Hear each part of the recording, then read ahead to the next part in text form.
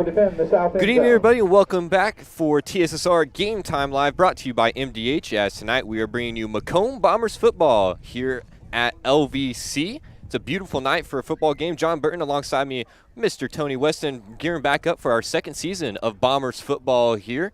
We covered basically all the Macomb Bombers football games last season, and now we're back here for their opening night here at LVC. Johnny, here we are. It is football time in America again, and we are out in the middle of the fields here in LVC to see Macomb start their season. And I tell you what, it's been about 9 months worth of a bad taste in their mouth. You've lost the Twin Towers, you've lost a couple of guys, but bring back a lot. There's a lot to talk about tonight, a lot to look forward to, a lot of things to see. We've got Braden Holdhouse coming back under center. We've got a lot of our line coming back. We've got some skill position guys. We've got Drew Watson. We got Jack Beal. We got a bunch of guys. We got a running back by committee we got to keep our eye on. We got to see what develops there because there is a commitment to the run game this year. I've talked to the coaches. I've watched the film. That's something that we failed to establish last year. Put a lot of pressure on the passing game. So we've got to win the battle up front, and we've got to commit to a running game to open up some of those passing lanes. Defensively, we got the freshman sensation. He lost some guys beside him. And he also lost, and this might be an undervalued aspect of it, but when you lose that defensive end presence in Ian Case in front of you, Ian Case, there's three outcomes. Either he boxes in and turns the play inside into the linebacker's hands. He ties up two blockers, which means we have a free hitter that's roaming on the play side. Or, at minimum, he's going to disrupt the play and cause the running back's feet to either stop or bubble. But now if you don't have that, that means that Drake May is going to have to go a little more sideline to sideline. He's going to have to show off that speed to accompany the nose for the football. But we've got a lot of things to watch tonight. Bomber football's back. It's time to get it on, and let's say let's go. Yeah, absolutely. Again, we are here at Valley High School, as I believe this is the third year of the LVC co-op for 11-man football. We've covered all of the LVC versus Macomb Bombers football games, but Macomb has won the previous two matchups by a pretty big margin. But talking today at lunch, I've heard of this LVC team as coming into this game, and they think they're a little bit more improved from where they were at last year's point. They got the JV team from last year is now, of course, moving up, playing varsity. That showed a lot of promise. So we'll see if maybe this is a little bit of a different look for the Miners here against the Bombers here on opening night. Oh, absolutely. It's an improved team, and it's a great measuring stick for them, right off of the gate here in week one. Bombers just got to play Bomber football. And like I said, we've got to win our one-on-ones. We've got to establish control of the line. We brought back a lot of playmakers on that defensive line. We haven't even talked about that. We haven't even talked about the Alex Browns and the Charlie Botafords and the Hector Mamies of the world that are controlling that defensive line. So as long as we control that line, that is the number one battle to keep our eye on tonight. That frees up Brayton Holdhouse both through the air and with his legs, and it can establish that committee of running backs to gain some traction and get on some real estate. Yeah, and again, you talk about Holdhouse with the legs. That's something that we saw a little bit of last year. Might look for Macomb to use that ability of his a little bit more here this year. And one of the big things is just filling that gap at the running back position. Ever since the exit of Max Reiner, it's been really tough for Macomb to really establish that run game like you talked about. But as you mentioned, that's something that they were going to come out here and look to get going pretty early on here in the season. And again, if Macomb can get that run game open, we didn't see a whole lot of it last year, but if they're able to do that and do it at a high level, that really opens up Holdhouse through the air. Yeah, absolutely. And I tell you what, that sometimes you got quality, sometimes you got quantity, and I'm not saying that quantity isn't quality, but everybody wants that 100-yard rusher. But if you got four guys that get 25 each, you've got a 100-yard rusher.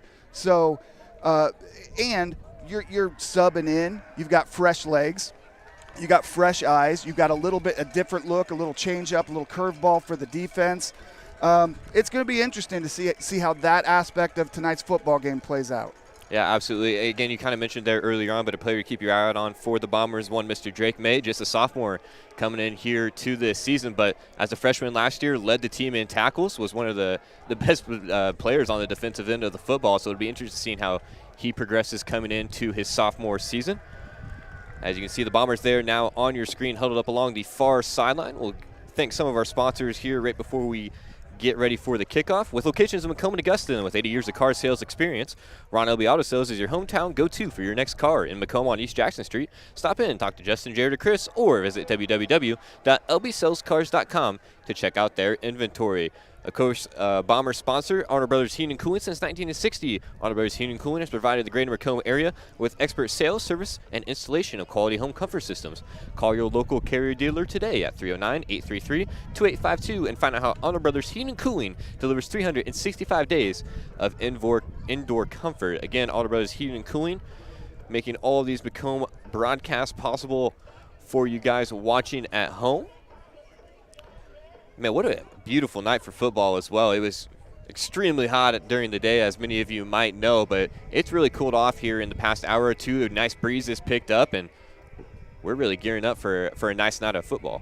Yeah, absolutely. And boy, it was obviously very, very hot early in the week, but, as the week's gone on, it's ticked down a little bit here and there, and here we are on a beautiful, beautiful night, perfect for football.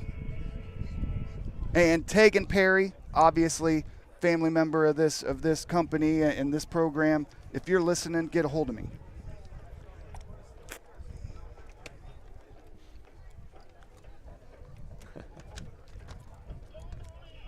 Got about 1 minute and 20 seconds left on the game clock here before we get ready for the kickoff. You expect them to maybe go a little bit early.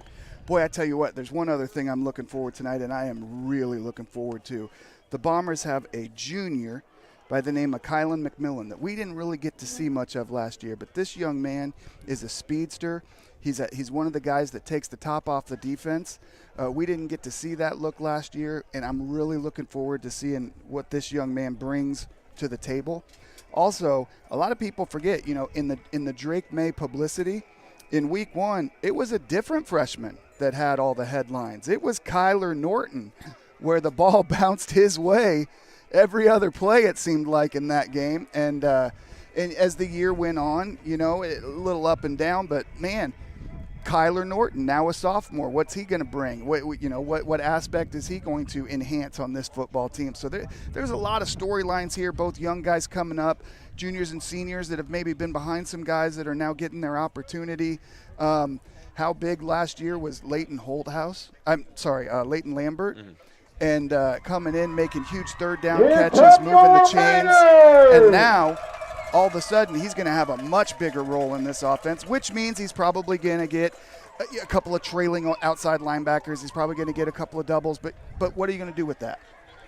How are you going to find yourself green grass and get your chest back to the quarterback and give a target and get yourself some receptions? Yeah, absolutely. And again, that's just the way it goes for every team. You lose some players here due to graduation, and then it's just on to the next guys to step up and fill into those roles. And now that I've kind of been watching this Macomb Bombers football team very closely for the past 2 or 3 years, it's been nice to kind of watch those players, that we've talked about kind of grow into those roles. It looks like we're getting ready and set for kickoffs. You just saw the LVC Miners take the field. Again, live chat is open. Make sure to get in there. Let us know where you're listening to us from, who you're rooting for. Bombers are going to receive. They're going to go from left to right here in front of us, and guess who's in the back of the formation? That's number 2. That's that speedster we were just talking about. So hopefully the kicker gets his foot into one, and we get to see the Kylan McMillan effect right out of the gate. Appears to be number 87 on the kickoff for the LVC Miners. That's Gage Barker, a senior. He's listed as a wide receiver, left back. Getting still in my soccer phase coming out of the Olympics. Kylan McMillan back deep to receive for the Bombers. Gage Barker set to kick off for the Miners.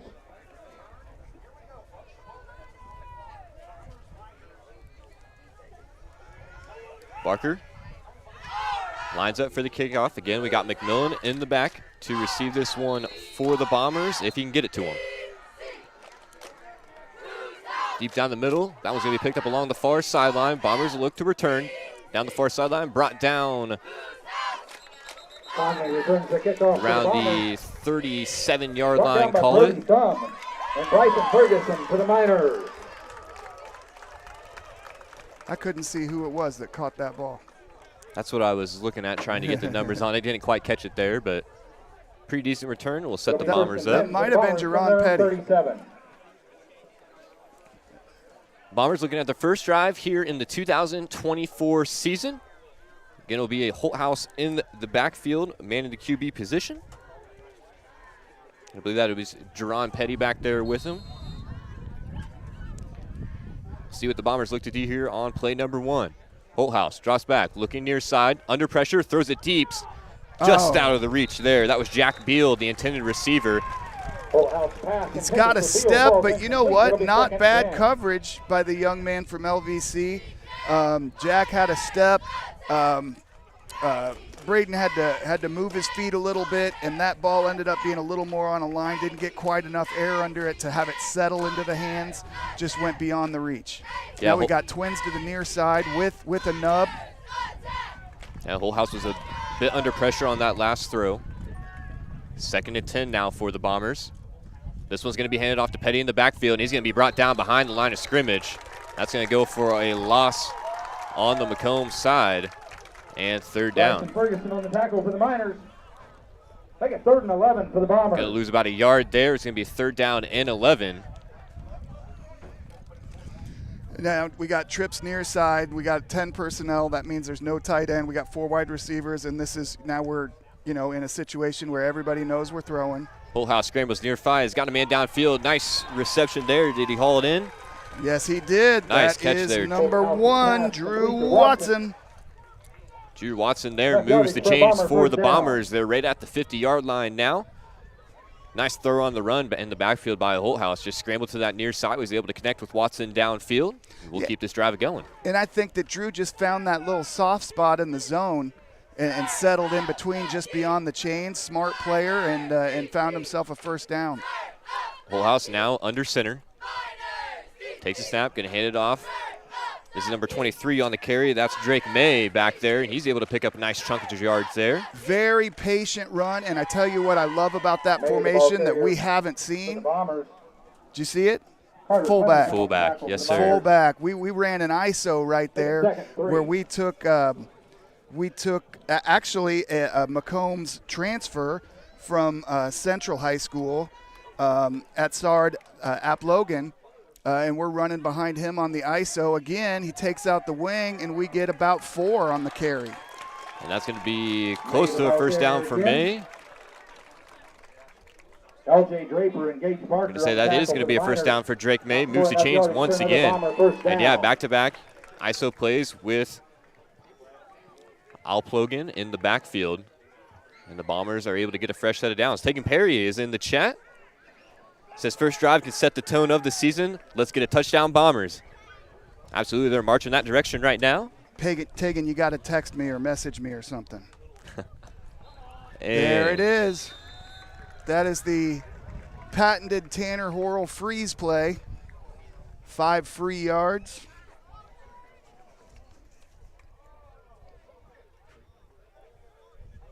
Penalties offsides against the Miners. That'll make it 1st and 5 for the Bombers. Offsides, there's about 3 or 4 Miners offsides there. So now we got trips away from us to the field. We're in 10 personnel again, no tight ends. 9 minutes and 50 seconds on the clock. Holt House, again, looking to that far side. Throws over the middle. Oh, very dangerous pass there. Yeah, so when he brings his arm up to throw, you've got – so that's sort of a levels play. You've got the wide side is going deep, and you've got Jack Beal is in the middle of that trips, and he's running an in, about a 7-yard in, but he gets tied up in traffic, and – boy, that ball went right into the safety's hands. Couldn't come up with it. Yeah, that was Carter Sowers back there. And again, you see Macomb go to this ISO here. That's not Drake May back there. That's number 10. That's Kyler Norton. He's breaking towards the near sideline. He's eventually brought down. Number 40. Was that 40? I don't have a 40. It is 40. I don't have a 40 on my sheet here. Carter Sowers to the tackle for the Miners. 20 yardage for another Bomber 1st down. Another Bomber 1st down nonetheless. 9 minutes, 40 seconds left. It'll be 1st and 10 from the Miner 18. Bombers now up to the Miner 18-yard line.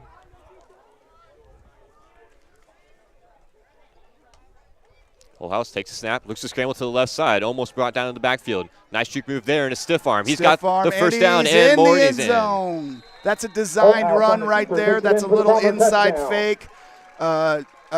We would call it in the old days either a belly or a midline fake. And that may have – I don't think that was a read, but that's a designed pull, and Braden gets the edge. Like you said, he had to do a little wiggle out of one tackle, and then he gives the Heisman pose, and he's in the end zone. So the Bombers on the board first here. 6 for them. Touchdown comes at 1 minute and 19 seconds. Looks like they're going to set up to kick this one. Where was that from? That was from the 18.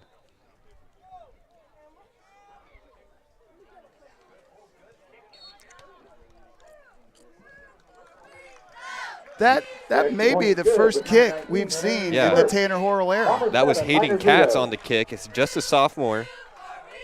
And he's able to put it right down the middle. Nice kick from the young man there. And the Bombers are up 7-0 here at LVC. 9 minutes and 19 seconds to go. We'll take a quick break. You're listening to TSSR Game Time Live, presented by MDH. At Western Illinois University, leathernecks don't just blend in. Our purple stands out. Our students are innovative, creative, and resilient. At WIU, there's limitless potential, with campuses in Macomb, the Quad Cities, and online. Visit wiu.edu/potential to become a leatherneck and get an education that stands out.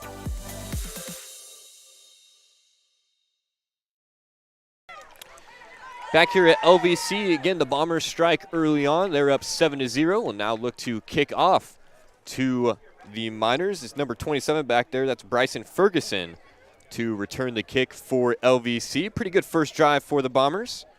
We were able to get some done through the air, some done on the ground, and, of course, Holthouse with the 18-yard touchdown run to cap it off. Now let's see what the young man, Mr. Katz, does with the kickoff, and let's see for the Bombers. What kind of leg he's got there. Bryson Ferguson, Carter Sowers, and Alex Adams. He was able to put the extra point basically right down the middle. Yeah, but I want to see what happens when he opens up.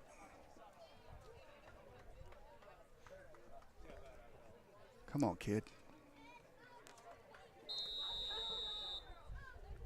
Katz back to kick. Pretty nice shot there. He's able to get it back there for Ferguson. About the 6. Nope, to about the 11. Ferguson on the return. Breaks through a couple tackles. Big hit there. Still on his feet, though. Ferguson to the near sideline. One man to beat. Almost brought down. Still on his feet. What a return by Ferguson. And he's finally brought down right around the 44-yard line in Bomber territory. Nice return there by Jake Ferguson. Yeah, okay, so there's laundry on the field. We got a flag in the back. We got a hold. This thing's coming back. That's unfortunate for LVC because that was a great play. That is exactly what they needed to start this football game. And I tell you what, the young man ran hard. There was as you mentioned, there was a big hit right in the middle of the pile. Couldn't get a number, but the guy brought his shoulder. He didn't bring his arms with him, and he just ran right through it. Boy, I tell you what, they're right in front of us here, and LVC's got some size to them. Yeah, absolutely. And like you mentioned, that was a hard run there by Ferguson. Again, took that big hit. And they're going to bring this one back a little bit further, I think, than where they initially had set up. This is going to come back to around the 20-yard line, it appears. Well, it looks like that's where the penalty is, so they're going to mark from there.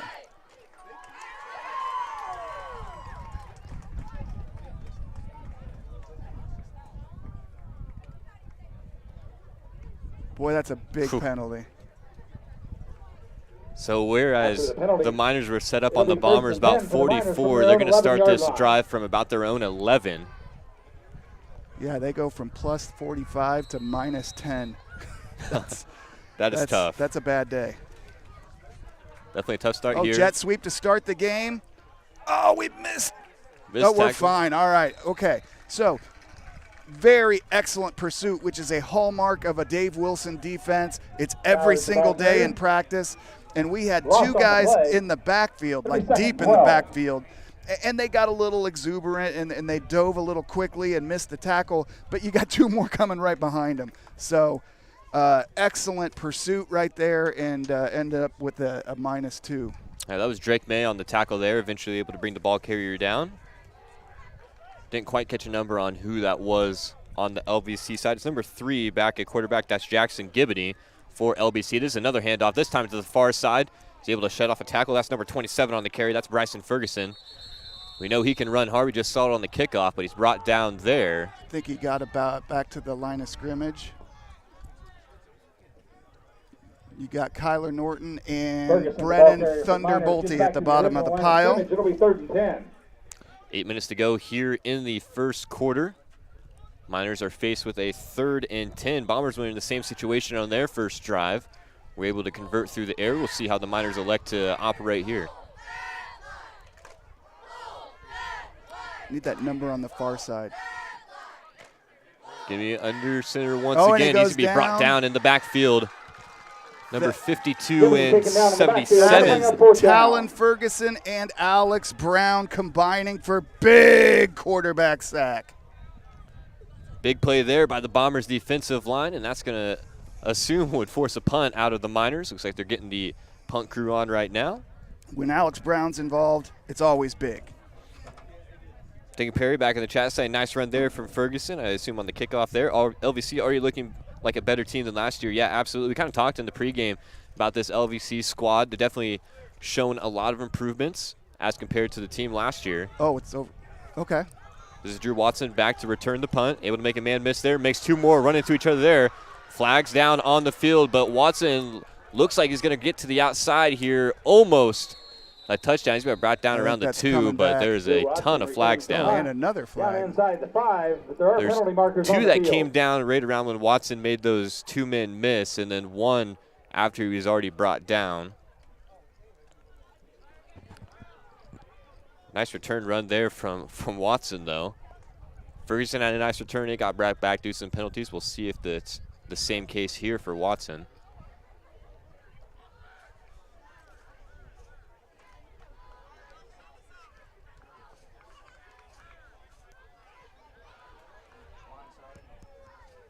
That'll be a blindside block against the Bombers. Blindside block against the Bombers is what's called.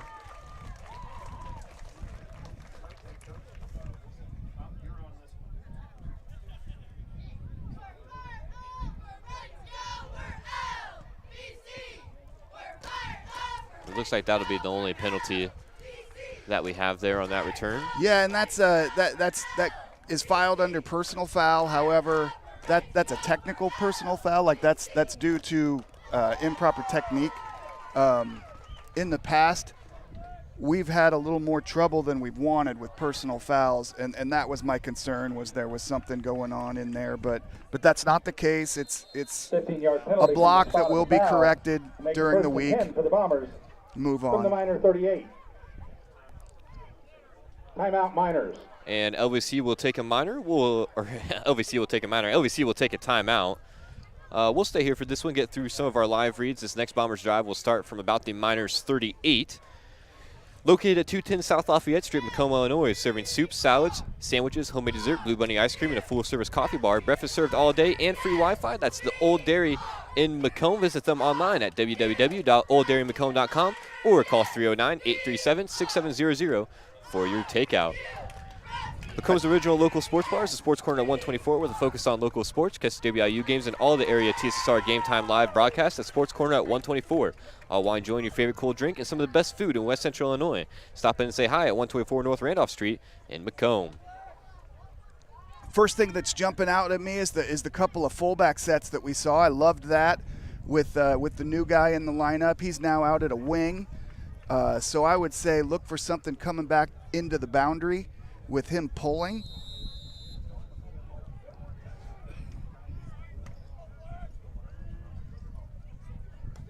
Nope.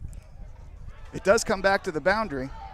This is Petty now on the carry. That's a good run. Nice run there by Jerron Petty. He's brought down by Carter Sowers, number 88. Nice pickup there, and it'll move the chains. For a first down before he's brought down by Carter Sowers for the Miners.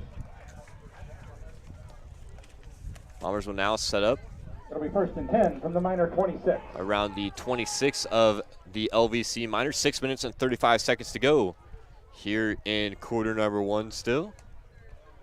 Holthouse hands back off to Petty again. Makes a man miss in the What a backfield. hole. Nice What a juke hole. move there, and Petty gets blown up Right there, big hit delivered there. Petty pops right back up, and another nice first down run for Jerron Petty. So we're going from the 27 down to about the 6. Little 21-yard scamper. That was just a great hole made by the offensive line.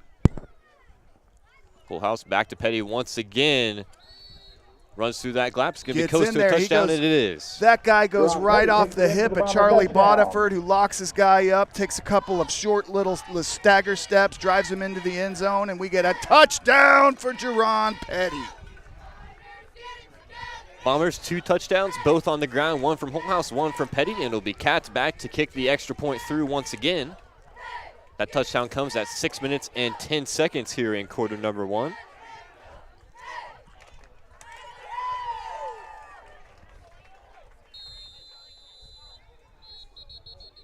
Uh-oh. That's a probably a illegal formation. Oh, he went false start. Yeah, false so start. somebody That'll be a moved. false start against the Bombers. Probably a readjustment after our hands down.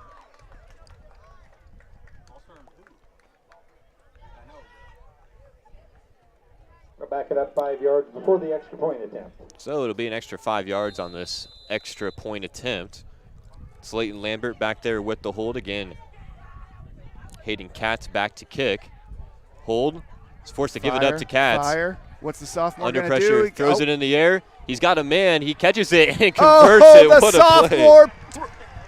He throws up a prayer, and he comes down with 2 points. Definitely not designed, but Hayden Oh, my Katz goodness. makes it work, and he hits the gritty coming off the field. Good for that young man. What a heads-up play there by Katz.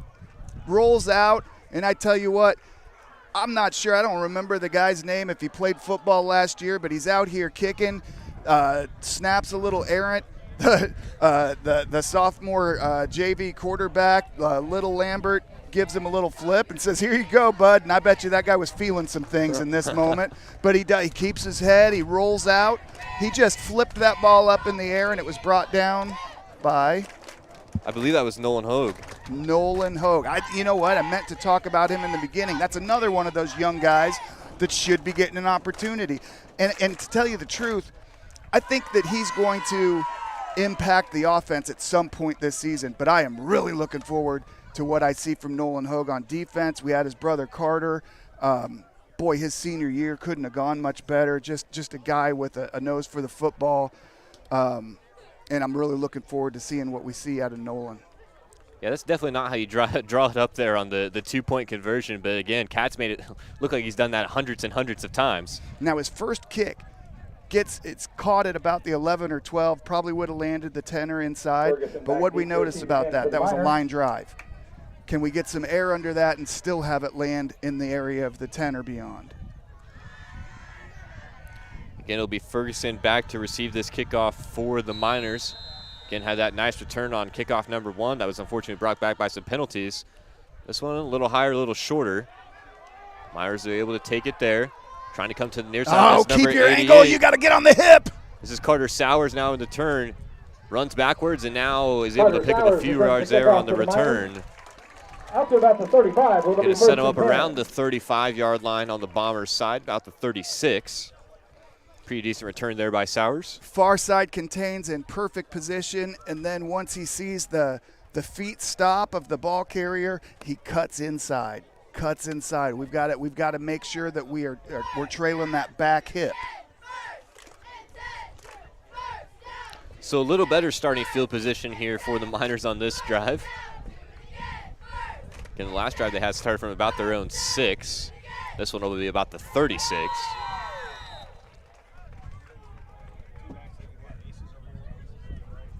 There's Nolan Hogue as the field side outside linebacker. He's standing up. He's blitzing.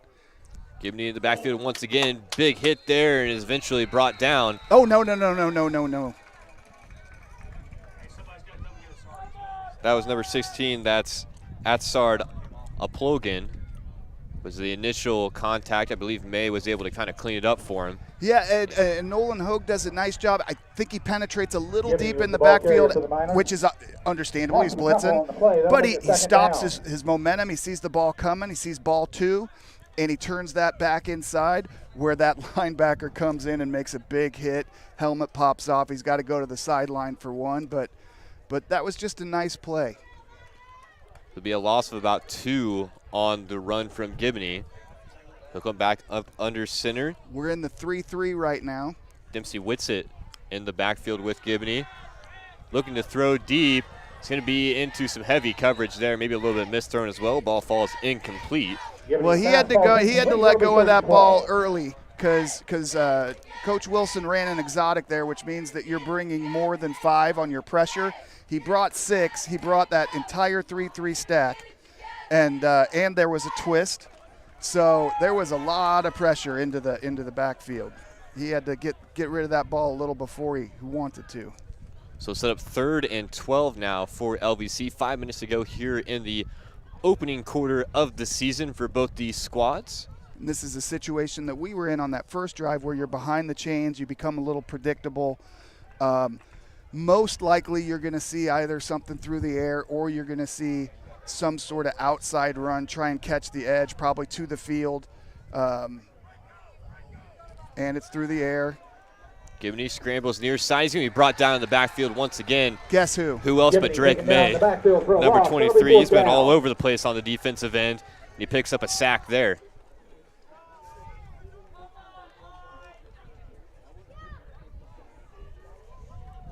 Be a pretty sizable loss there. Brings the Miners back to about their own 29.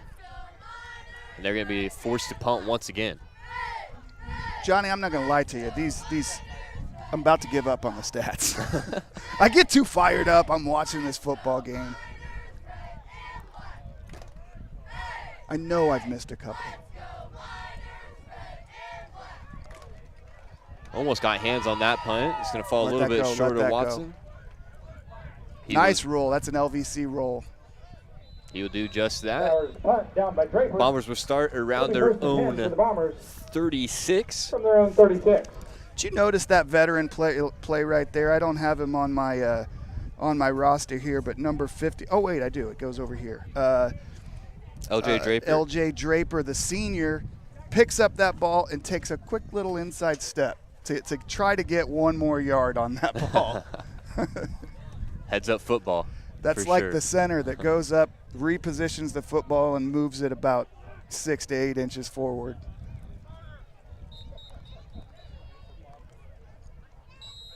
And looks like we'll have a timeout called here. I believe it's going to be charged to LVC. That's what it looks like.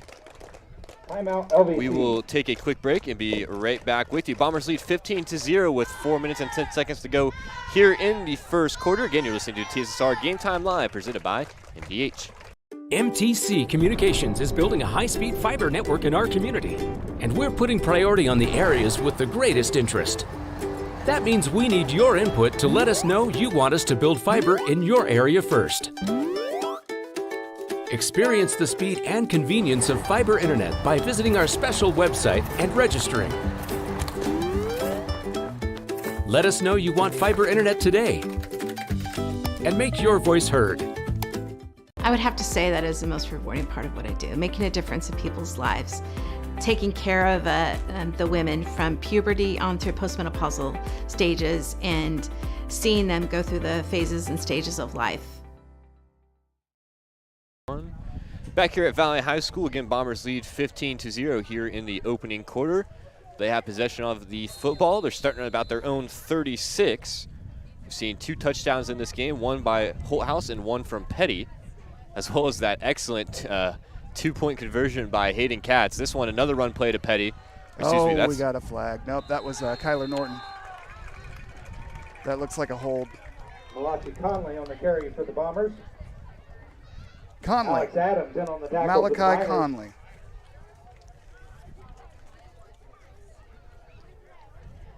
Yep, Malachi Conley listed as number 30 on our roster. He's going to be number 40 for this game. Nice pick up there, but again, the penalty is going to bring that one back. Interesting. LVC's used 2 timeouts here in the first quarter, both of them on transitions where we're flipping sides. You've got a little extra time. So, you know, you got to wonder if that's going to come back to Penalty was a hold against the Bombers. come back to hurt them at the end of the half, but That'll make it first and 20. interesting. So hold there will set the Bombers up first and 20. This is a favorite Tanner Horrell. There it is again. There's the you talk favorite Tanner Horrell. There's his favorite play right there, the old freeze. But he gets into his favorite formation, the old ace formation, where we got twins on both sides. Make it first and 15. Call it dubs, call it whatever you want, but it's inside slot and outside receivers. Holthouse dropping back to pass once again, looking downfield, Over the up middle. over the middle. He's got a man wide open. That's number 10 on the reception.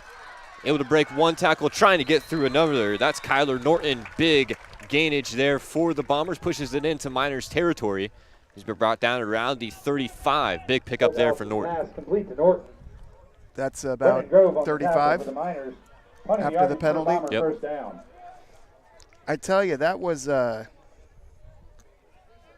excellent play call by Tanner Horrell. He's seen some cover 2. They go one high there, but they rotate in occasionally into that cover 2, and he splits the middle of the defense. So he's got deep coverage on either side, but he goes in between them, catches the football, and makes a nice run after the catch. Yeah, great passing catch there by the Bombers. Holthouse, quick hitter to the Quick outside game. for Watson. Trying to pick up a block on the outside, does. Splits the defenders once again, and he's going to be brought down. Another gain there for Macomb.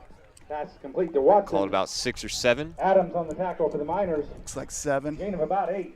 It'll be second and 2. or 8. 6, 7, 8, somewhere around there. Short 3, long 2. Second down and 2. 2 minutes and 40 seconds running off the clock. See where that safety is. We're going to run this back to the boundary. Yep, This one, that's great. hand off to That's Malachi Conley great. once again. Huge gap there, and he's going to punch that one through. Late hit there, but Malachi Conley Conley, the ball able carrier to for the score Bombers, 6 takes it in for for the the touchdown. Bombers.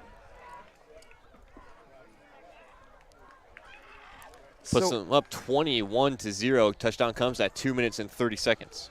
Johnny, what's great about that play call right there is what they've noticed, what Coach Zerillo has called in from the box is when you go trips to the field, then the safety, when they're going single high safety, that safety is rolling all the way over across the field over the trips, and now you don't have an outside linebacker. You've got numbers to the boundary, so you need one block, and then it results in a 28-yard touchdown for Malachi Conley. The extra point is good with 2:30 remaining in the first quarter.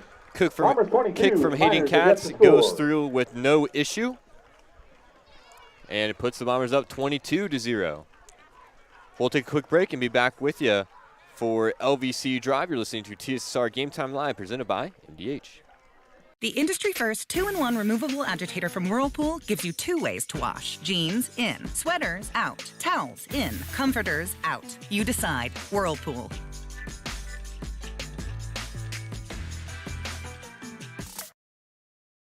MDH Sport Medicine Rehab is just not for the athlete.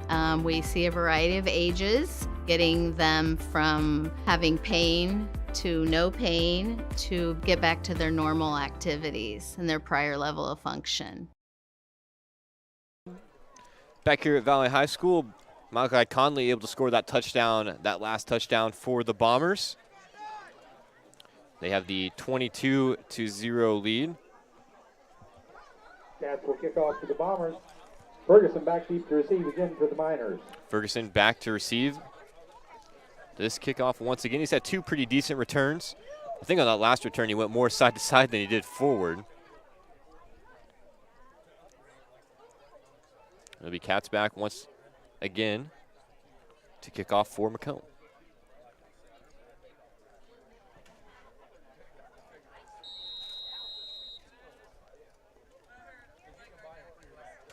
Kick from Cats. Oh, I love it. Stay in. Oh, shoot. hugging that far sideline, just barely rolls out. That was nearly perfect. I got to tell you, man, I am super impressed by the sophomore. Yeah, he's put together a couple of nice kicks. 3 kickoffs, 2 extra points, and then again that miraculous 2-point conversion on the botched play. You know, there's a couple years there for the Bombers where you kick that out of bounds, you take it. Because we didn't have a kicking game. You know, we didn't have a kicking game. We're not getting the ball consistently even 20, 30 yards down the field. So, you know, take your chances of maybe having one of your gunners get there and get a football back, which happened, or ball rolls out of bounds, you start in the 35, no harm, no foul.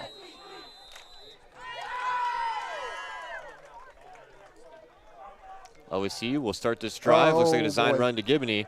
He's got a big hold there, and he's able to push that one up for about 9 yards on the carry. Picks up about 9 before he's brought down by Beal for the Bombers. Nice job there on the design quarterback keeper. Back for Jackson Gibney.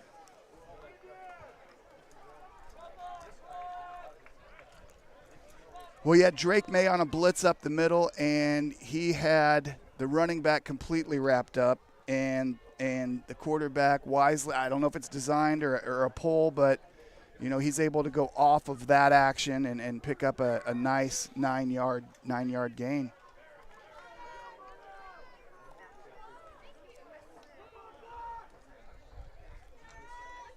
Gibney hands this one off to the first running back coming out of the backfield there. I believe that was number 88, Carter Sowers, on the carry. He's going to fall just short, sets up third and about half a yard. Oh, they give it to him him. The first down. I thought he was a little bit short there. They give him the first down. It's going to be right at the Miners 45. Touching that line. A little bit shaded towards the back end, though. I'd say if you're in a white jersey right now, you take that a little bit personally. They got their first down, and, you know, you don't want to let that continue. You want to go ahead and make your statement right now. This one handed off into the backfield for Bryson Ferguson, and that's right where it'll stay. Tackle down for a loss. Ferguson, the ball carrier. Going to go for a loss of about. Second, 13. You'll never guess who made that tackle. Never. You'll never guess. Can I try? Go ahead, give it a shot. Is that Drake May? It actually was Drake May. Yeah, and I'll unbelievable. Tell you what, I've got him for 3 tackles so far, 2 tackles for a loss and a sack. Doesn't get much better start here in the first quarter. 35 seconds to go here for the Miners after that loss on the run play. 2nd and 13. Again, after picking up their first down of the game. Stretch, spill.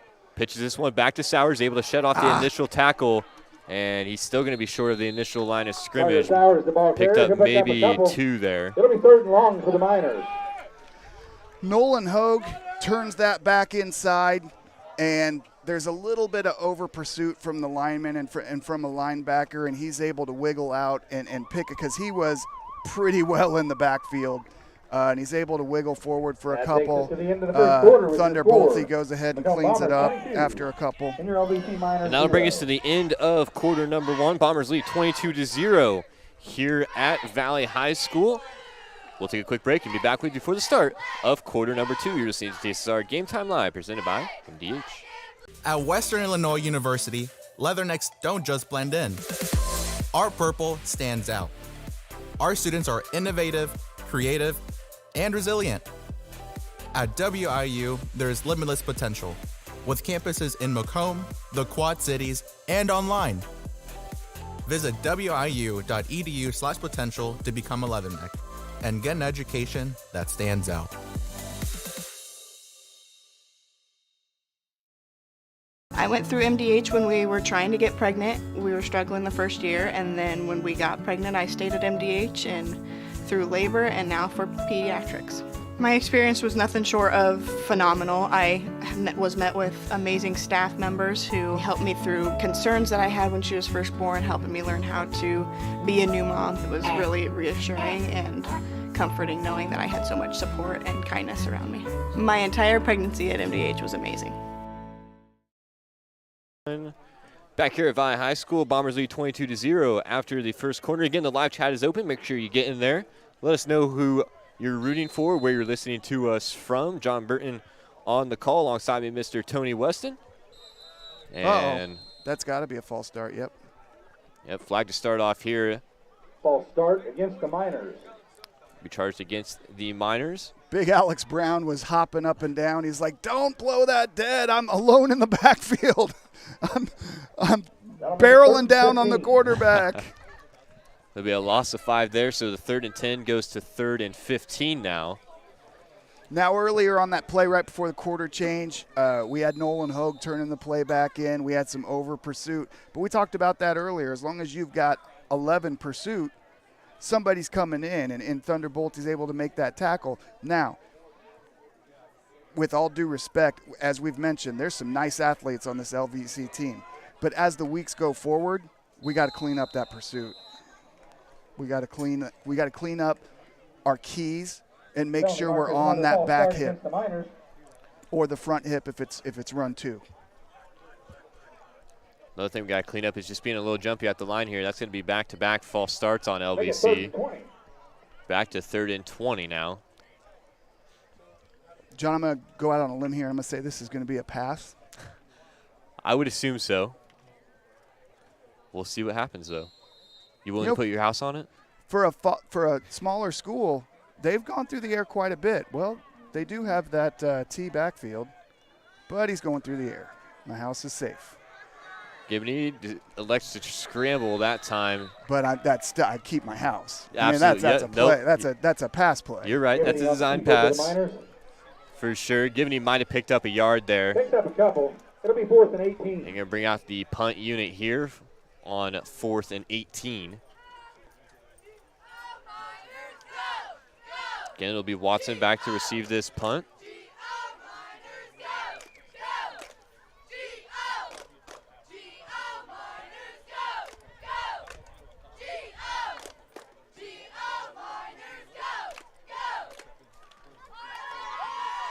Nice punt. Great punt there. Watson catches, looks for a return right around the 30. Brings it to the far sideline. Picks up about 12. That's nice. Watson on the punt return for the Bombers. Forced out of bounds by Alex. About 12-yard return there. Set the Bombers up It'll be around 10 for the Bombers from their 41. own 41.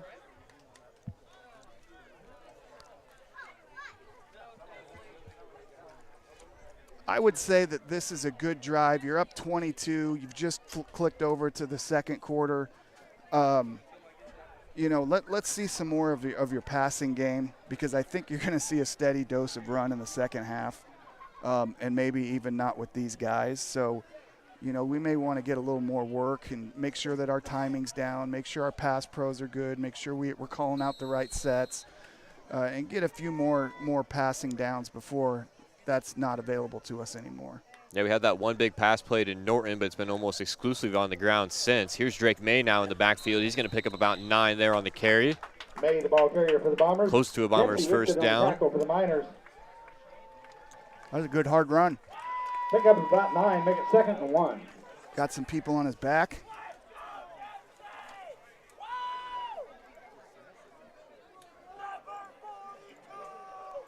Got some big fans of LVC's number 42 here in the house tonight. Number 42, that's Dempsey Whitsett.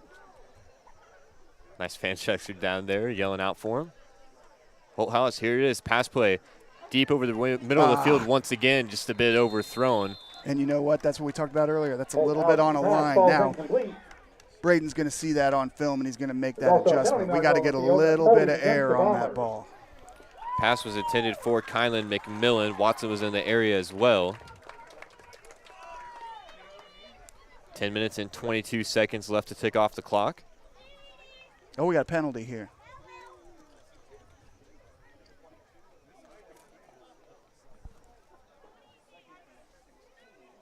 That looked like a hold. I didn't catch the call there. 2nd and 11 for the Bombers. Hold. Yeah, I didn't see the signal. No, I didn't either. 2nd and 11 for the Bombers now after the ghost penalty. Full house, fake snap. A little bit of movement there. He's fine. He didn't cross. Run the play. Full house comes back to the offensive line, resets.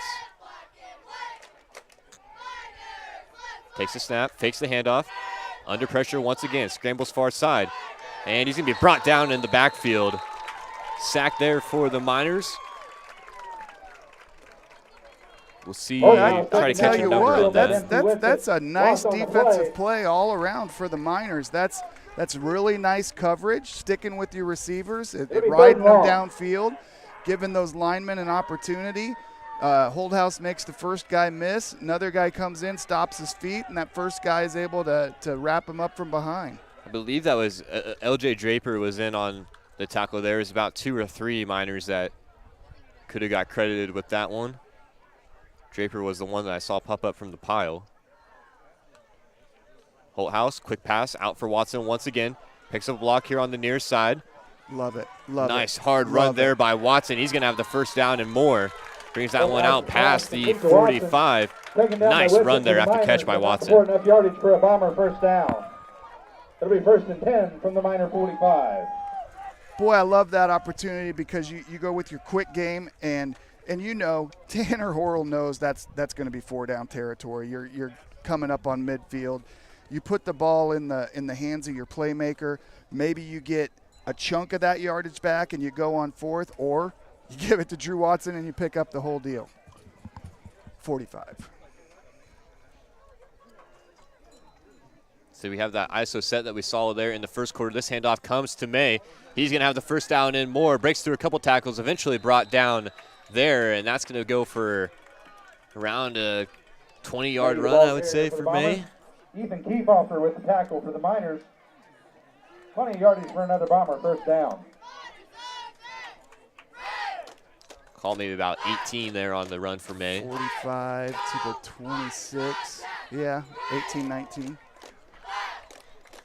Another nice run there on the ISO set. Looks like they're going to go right back to it. 8 minutes 20. May once again, big hole on the right side. He's got to make one man miss, and he's going to be brought down. Picked up a few there, did May. A nice tackle there on the outside, able to wrap him up.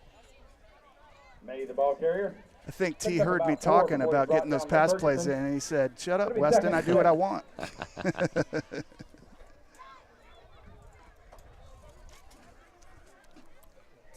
So that'll set up 2nd and 6 now for the Bombers. Again, knocking on that door of the end zone. They were able to find it a few times there in the first quarter, looking to do so here in the second as well.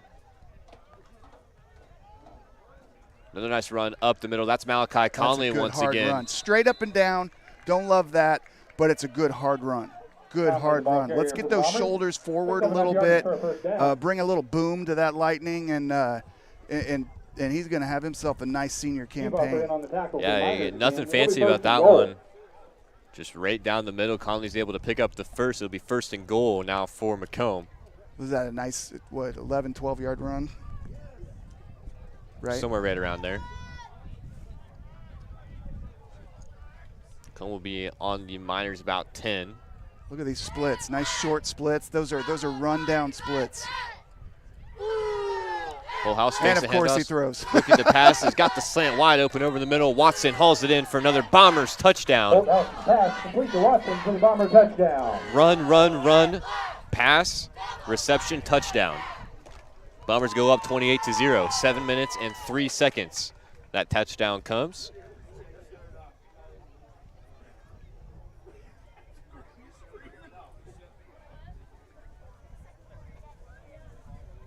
Cass will come back to kick the extra point through once again. He's been perfect so far. Don't want to jinx him.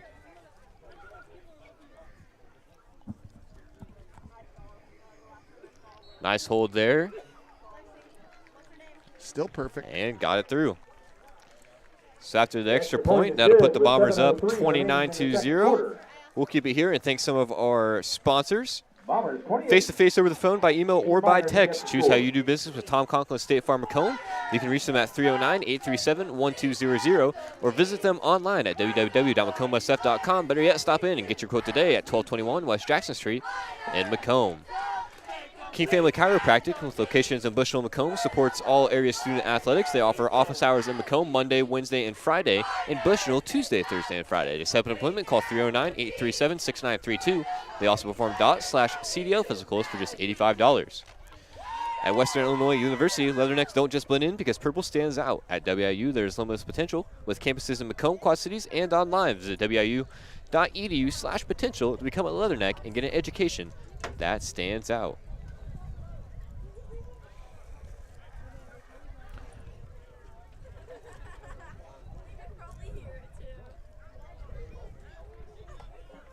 Cats set the kickoff for the Bombers. Sowers, Adams, and Ferguson back deep to receive again for the Miners.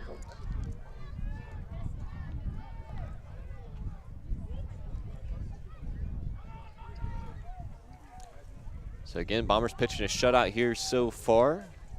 Cats, who has been perfect from the extra point department, will get set to kick another one off here. Had that last kick roll out of bounds just barely. He gets set to boot another one. This one's going to fall a little bit shorter than the previous. No one picks it up for LVC, now does. Brings it to the near sideline. Big hit there. I believe that's Sowers takes the kickoff for the Miners. number 5 there on the tackle for the coverage on the Bombers side. That's Caden Nupp. Caden Nupp, the sophomore, getting in there and making a nice play. Good for him.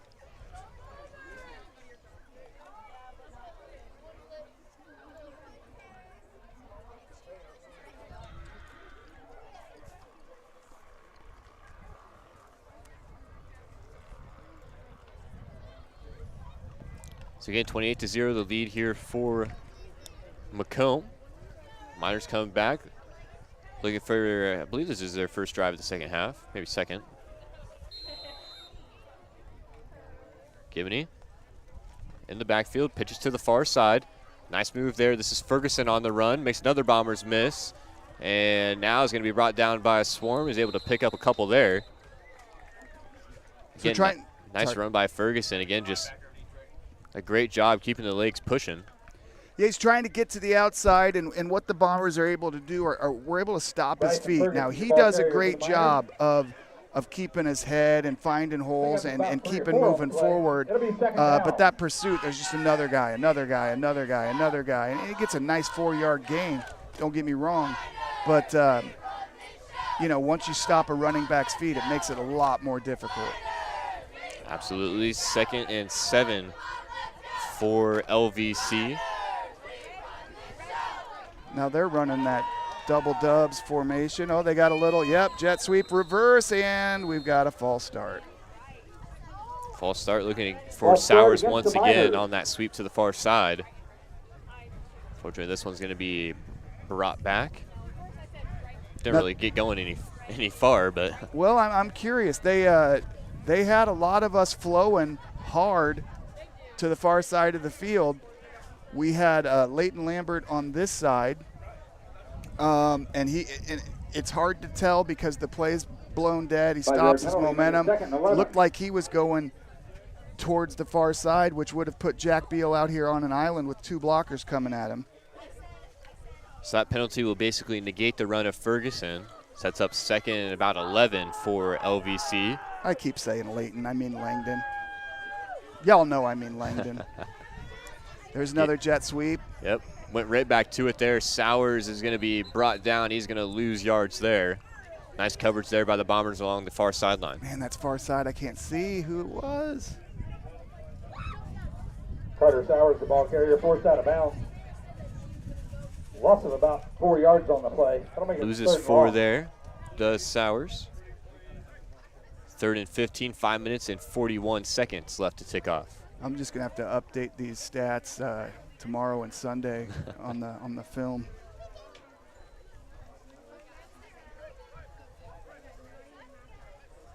Doesn't help not having a clipboard or a table up here. Again, we're kind of rocking a little janky setup up here, but we're making it work for all it's worth. We're a little lower than normal too. For sure. You can't see across the field. Okay, we got a boot, naked boot. Got 42 if he wants him, hits him in the shoulder, drops that one. That was number 42 As mentioned, that's Dempsey Whitsitt Pass intended for Dempsey. dropping Whitsitt, that ball's pass incomplete. there. It'll be fourth down. Gibney threw it a little bit behind him there, kind of had to make the adjustment in the air, just couldn't quite hold that one through.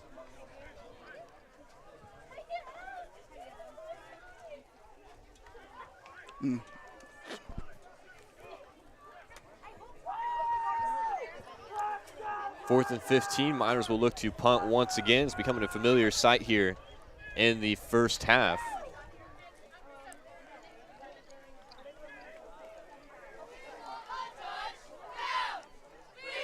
High snap, another nice punt there. Watson comes up to get it, picks it up along the far sideline, and he's going to be out of bounds right around the 44, I'd call it, 43. For the Bombers. Takes it across midfield to about the 44 or 43. Whatever. You know, the young man's having a nice night punting, and he had 2 Bombers in his face. Those Bombers very smartly, especially when you're in a 29-0 game, they see that ball about to make contact with the foot, they peel off. They don't want any part of making contact with the foot or the leg. Let the ball get away and let Drew Watson do his work. Absolutely, but as you mentioned, the past couple punts there, the Bombers have been in the backfield. They've been awfully close to tipping that one. That might be something to look out for as the game continues on, but as you mentioned, a nice job avoiding the penalties so far.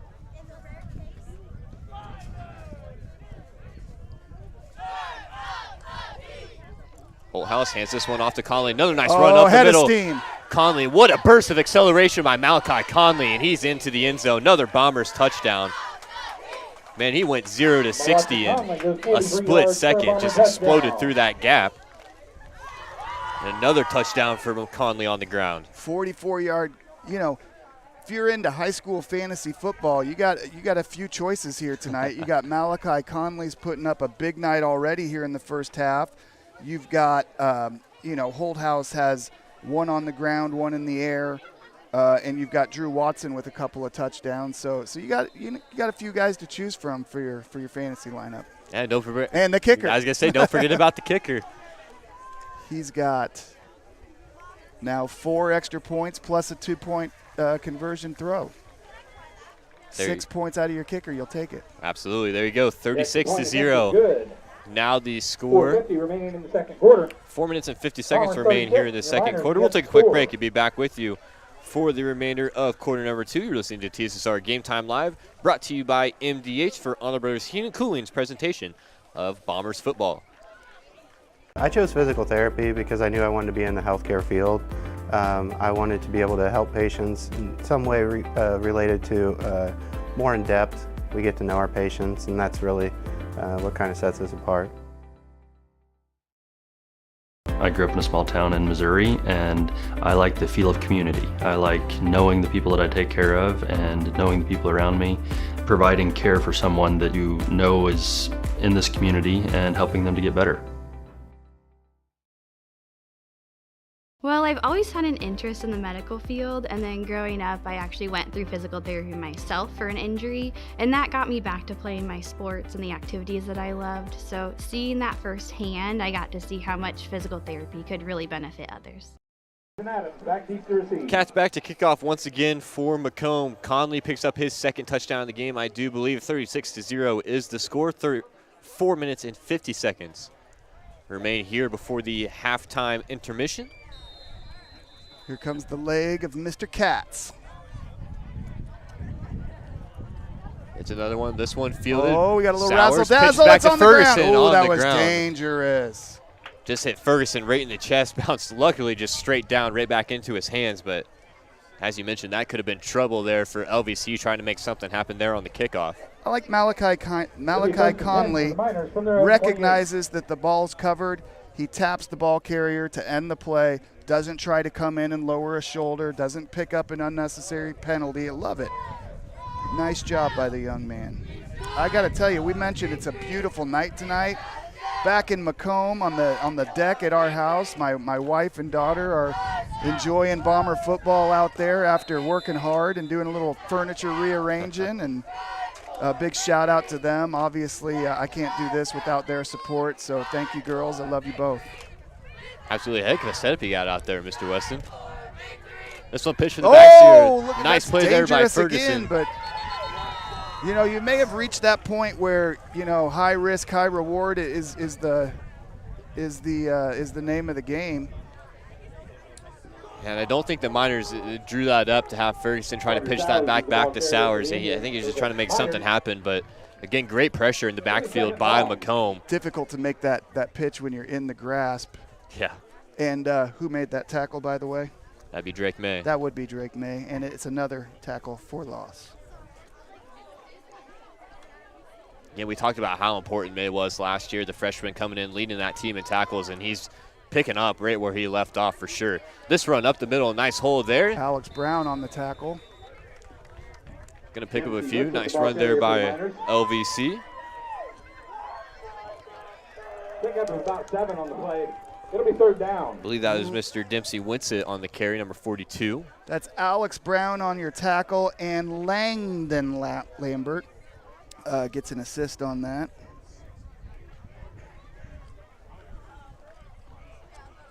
Three minutes and 30 seconds. I don't know if I've missed any of Drake May's tackles in space out here. Obviously, people will let me know. Langdon's in on that tackle along with Talon Quisenberry and Drake May. I think all of them get an assist on that one. It'll be 4th down. It picks up a couple yards there, and again, the Miners 3 and out there. My wife says nobody cares that they're rearranging furniture on the deck. I think that Bomber Nation needs to let Leslie know they're absolutely riveted with the goings-on of the furniture on our deck. Absolutely. How could you not be? In a 36-0 game at the half. Miners set the punt once again. Watson back to return, familiar sight.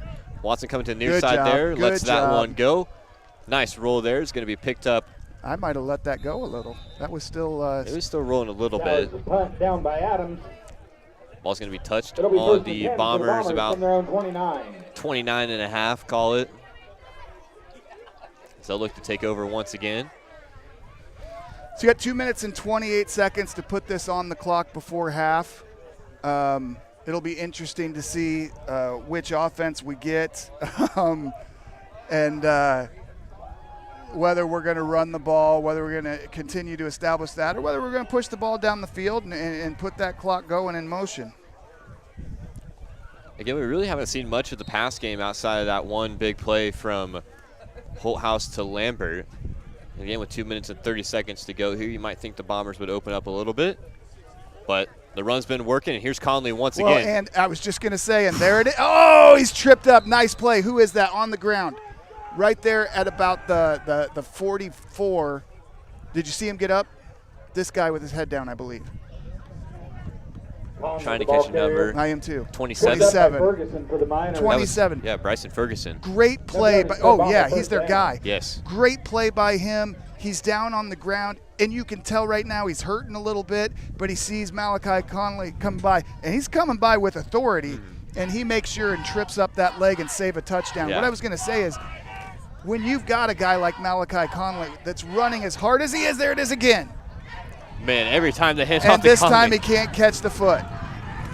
Man, that kid is quick. Another touchdown for Conley. Had to work for that one, broke a few tackles, and then the acceleration just took him the rest of the way. Wow, what a run from Conley. Folks, if you've got Malachi on your fantasy team, that's his 3rd touchdown, but that one's over 50 yards, so you get double points. Absolutely, man. We call that a double in the business. Conley just all over the place here in the first half.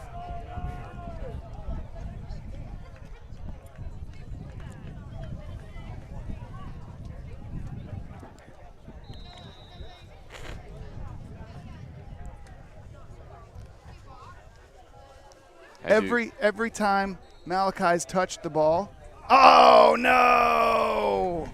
The perfect season has fallen. No good. The doink there on the crossbar. Oh, what in the name of Cody Parkey? That's a tough one, but. So anyway, anytime that Malachi Conley has touched the ball, it's been a chunk play. His low run, the one where he gets tripped up and stuffed, was 12.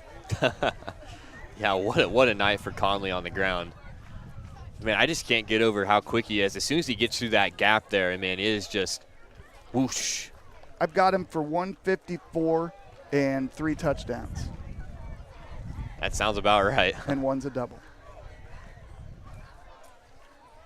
So with a score of 42-0, we'll be looking at running clock in the second half, unless the Miners are able to put up some points here.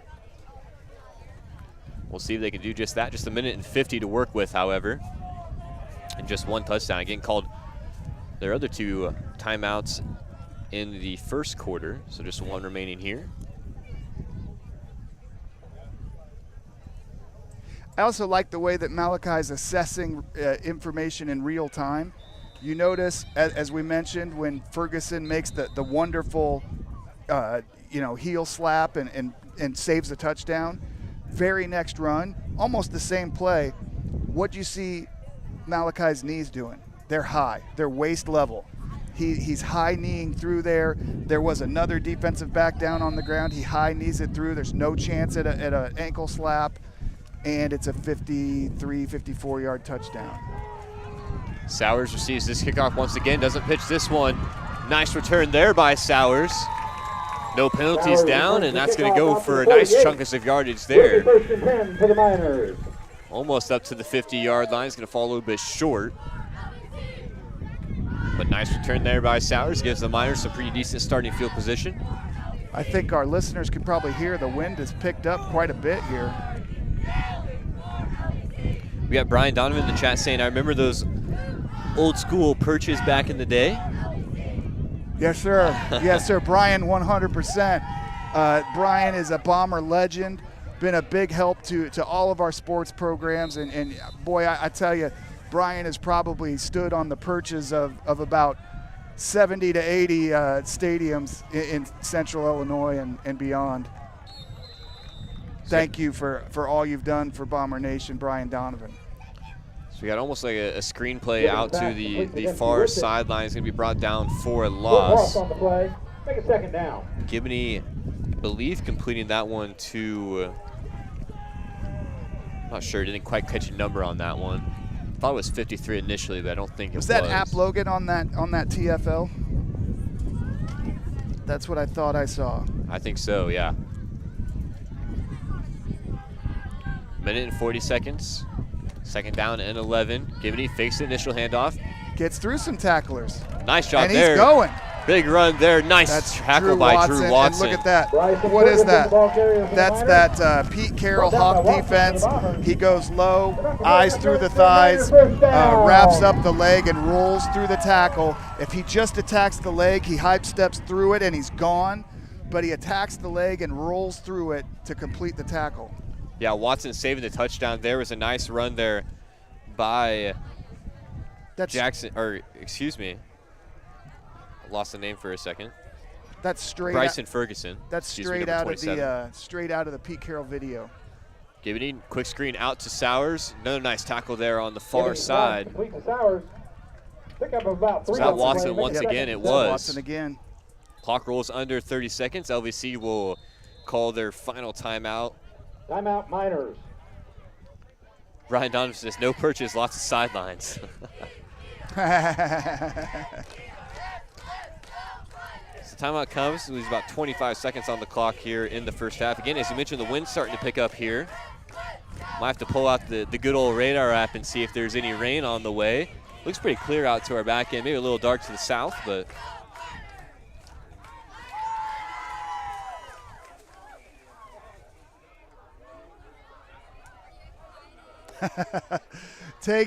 old Tegan Perry did not like my Cody Parkey reference. I'm sure a lot of our listeners probably didn't. It's a lot of PTSD there. He was not a fan.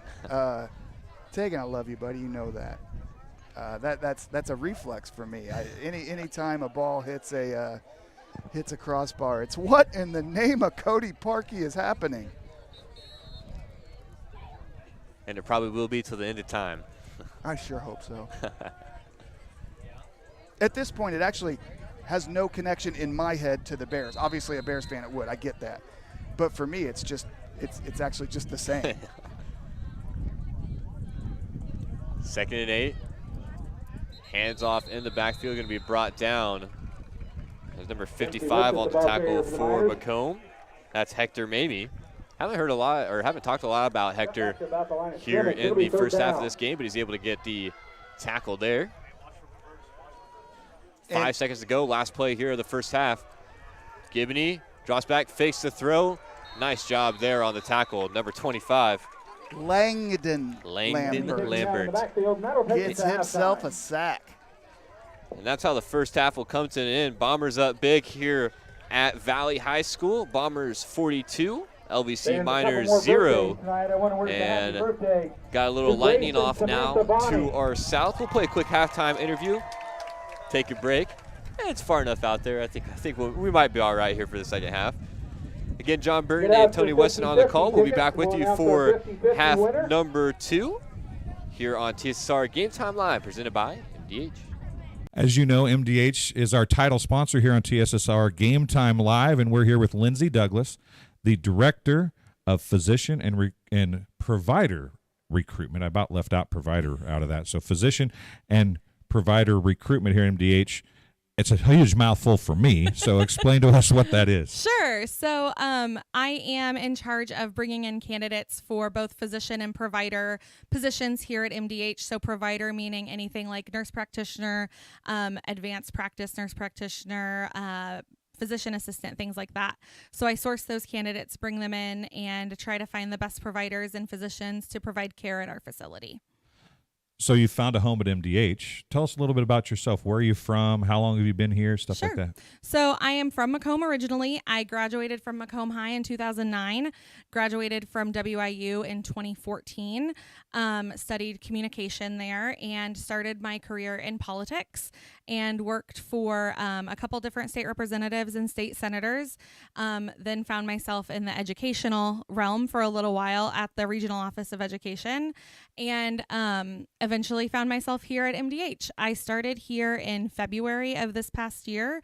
I started out as patient advocate, and this role opened up, and I'm now in the role of Director of Physician and Provider Recruitment. Obviously, McDonough District Hospital, very important to Macomb. Sure. And it's the communities not only of Macomb, but Bushnell, Colchester, Blandonsville, Industry. You're from here. So what was it that drew you back here and got you to stay here at MDH? So MDH is like home to me. I am a 4th generation MDH employee. So my great grandma Nancy Weaver was one of the first nurses that they hired when the hospital opened in 1958. My grandma started working here maybe 10 to 15 years after that. She started as a CNA on acute care, and then she worked in peds, and eventually she worked as the unit secretary for home health and hospice, and she retired from that position after being at MDH for a total of 50 years. That's a long time. Yeah. My mom is here as an administrative secretary. She's Brian's administrative assistant. And so I'm now here as a 4th generation employee of the hospital. So it was kind of a thing where I always thought I might end up at MDH just because of that family legacy of working in healthcare. So before we came on camera, I heard a story. You guys were at a speaker recently, and you got to be there with your mom. Yeah. Does that make it really special to be a part of MDH, to still have your mom working here? It's so cool. My mom is down the hall from me. So if I need something in the middle of the day, I can run down the hall and grab her. But it's also just cool to think about like the legacy that leaves in the community, especially being 4th generation and female. I think that's just a really special thing for my family and for this community here. So as we look at those kind of, you have a personal connection here. How do you use those personal connections when you're out trying to recruit a physician or a provider? Sure. So I use the story a lot of my office, actually. So I'm in room 318, which was a room for patients at one time, and now they've converted it into an office space. And one of my favorite stories to tell physicians is that my great grandma was sick in the hospital and was in that room, and that's where my grandma was recruited to join MDH. So my grandma had no plans of working in healthcare, but she was taking care of her mom as a sick patient, and the nurse at the time came to her and was like, "You are such a great caretaker. Why are you not a nurse? Why are you not doing this as your full-time occupation? And so my grandma decided that healthcare would be her lifetime, and like 50 years. And so she started working for MDH and was recruited right out of my office. So I just find that to be a really special connection when I'm looking to bring people to this community.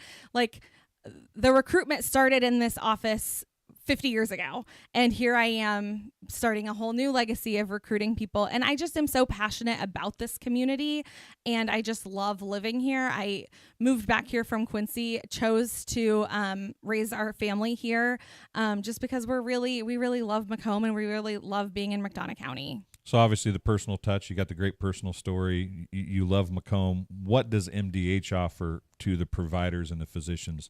What's the sales point for you on the professional level? So because we're a small rural healthcare organization, your voice is heard here much louder than when you're in a large organization. So when you're in one of those larger hospital systems, you might be one of 15 to 20 providers in a specialty. At MDH, you might be one of 2, you might be one of 1.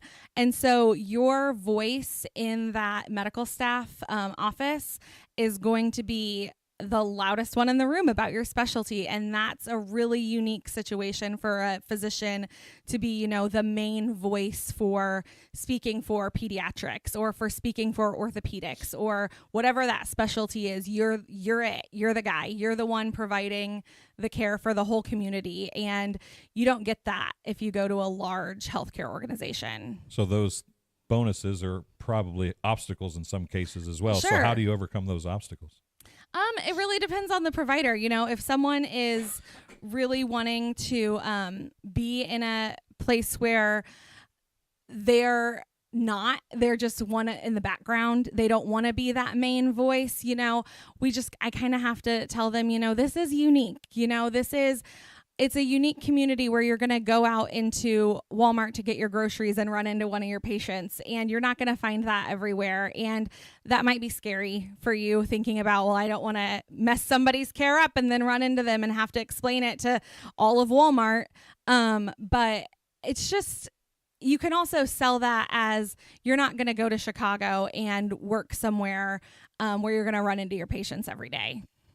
Well, Lindsay, I appreciate you coming and talking to us today. Hopefully some people can understand more about MDH and how it's such a family-oriented business and so important to McDonough County and the surrounding area.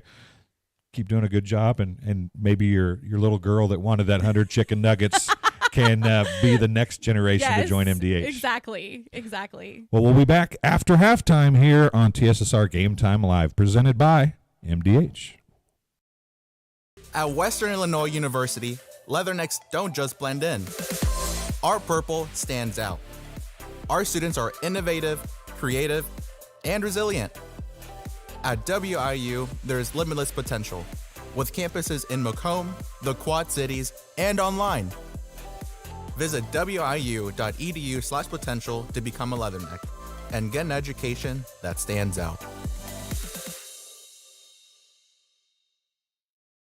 I went through MDH when we were trying to get pregnant. We were struggling the first year, and then when we got pregnant, I stayed at MDH and through labor and now for pediatrics. My experience was nothing short of phenomenal. I was met with amazing staff members who helped me through concerns that I had when she was first born, helping me learn how to be a new mom. It was really reassuring and comforting knowing that I had so much support and kindness around me. My entire pregnancy at MDH was amazing. MTC Communications is building a high-speed fiber network in our community, and we're putting priority on the areas with the greatest interest. That means we need your input to let us know you want us to build fiber in your area first. Experience the speed and convenience of fiber internet by visiting our special website and registering. Let us know you want fiber internet today, and make your voice heard.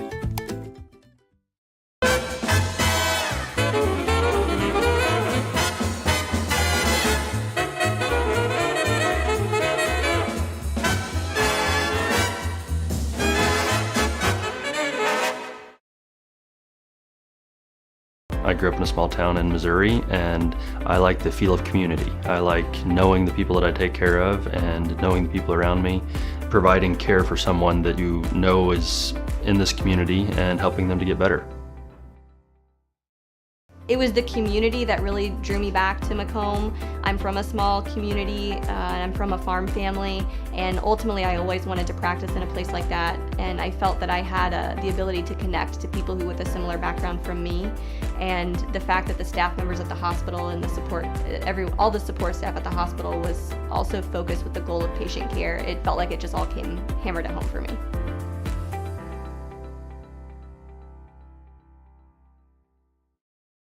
The industry-first 2-in-1 removable agitator from Whirlpool gives you 2 ways to wash. Jeans, in. Sweaters, out. Towels, in. Comforters, out. You decide. Whirlpool.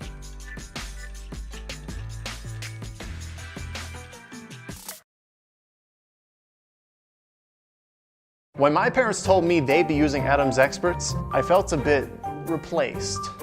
I mean, they always called me to remove their viruses or get their printer connected to Wi-Fi. He even set up their new Roku. How do I adopt a new son? But then he taught me a few things. And now, we're like tech brothers. Adams Experts. Repair, maintenance, and setup for all your home technology needs. After my appointment that day, I just made up my mind that I'm going to have my baby here in Macomb and this hospital, because irrespective of where you're from, who you are, it's just their line of duty to make sure they give care, make you comfortable. I thought about the staff of MDH, they're all good. And you will get all the support you need. This is just the best place for you and your family.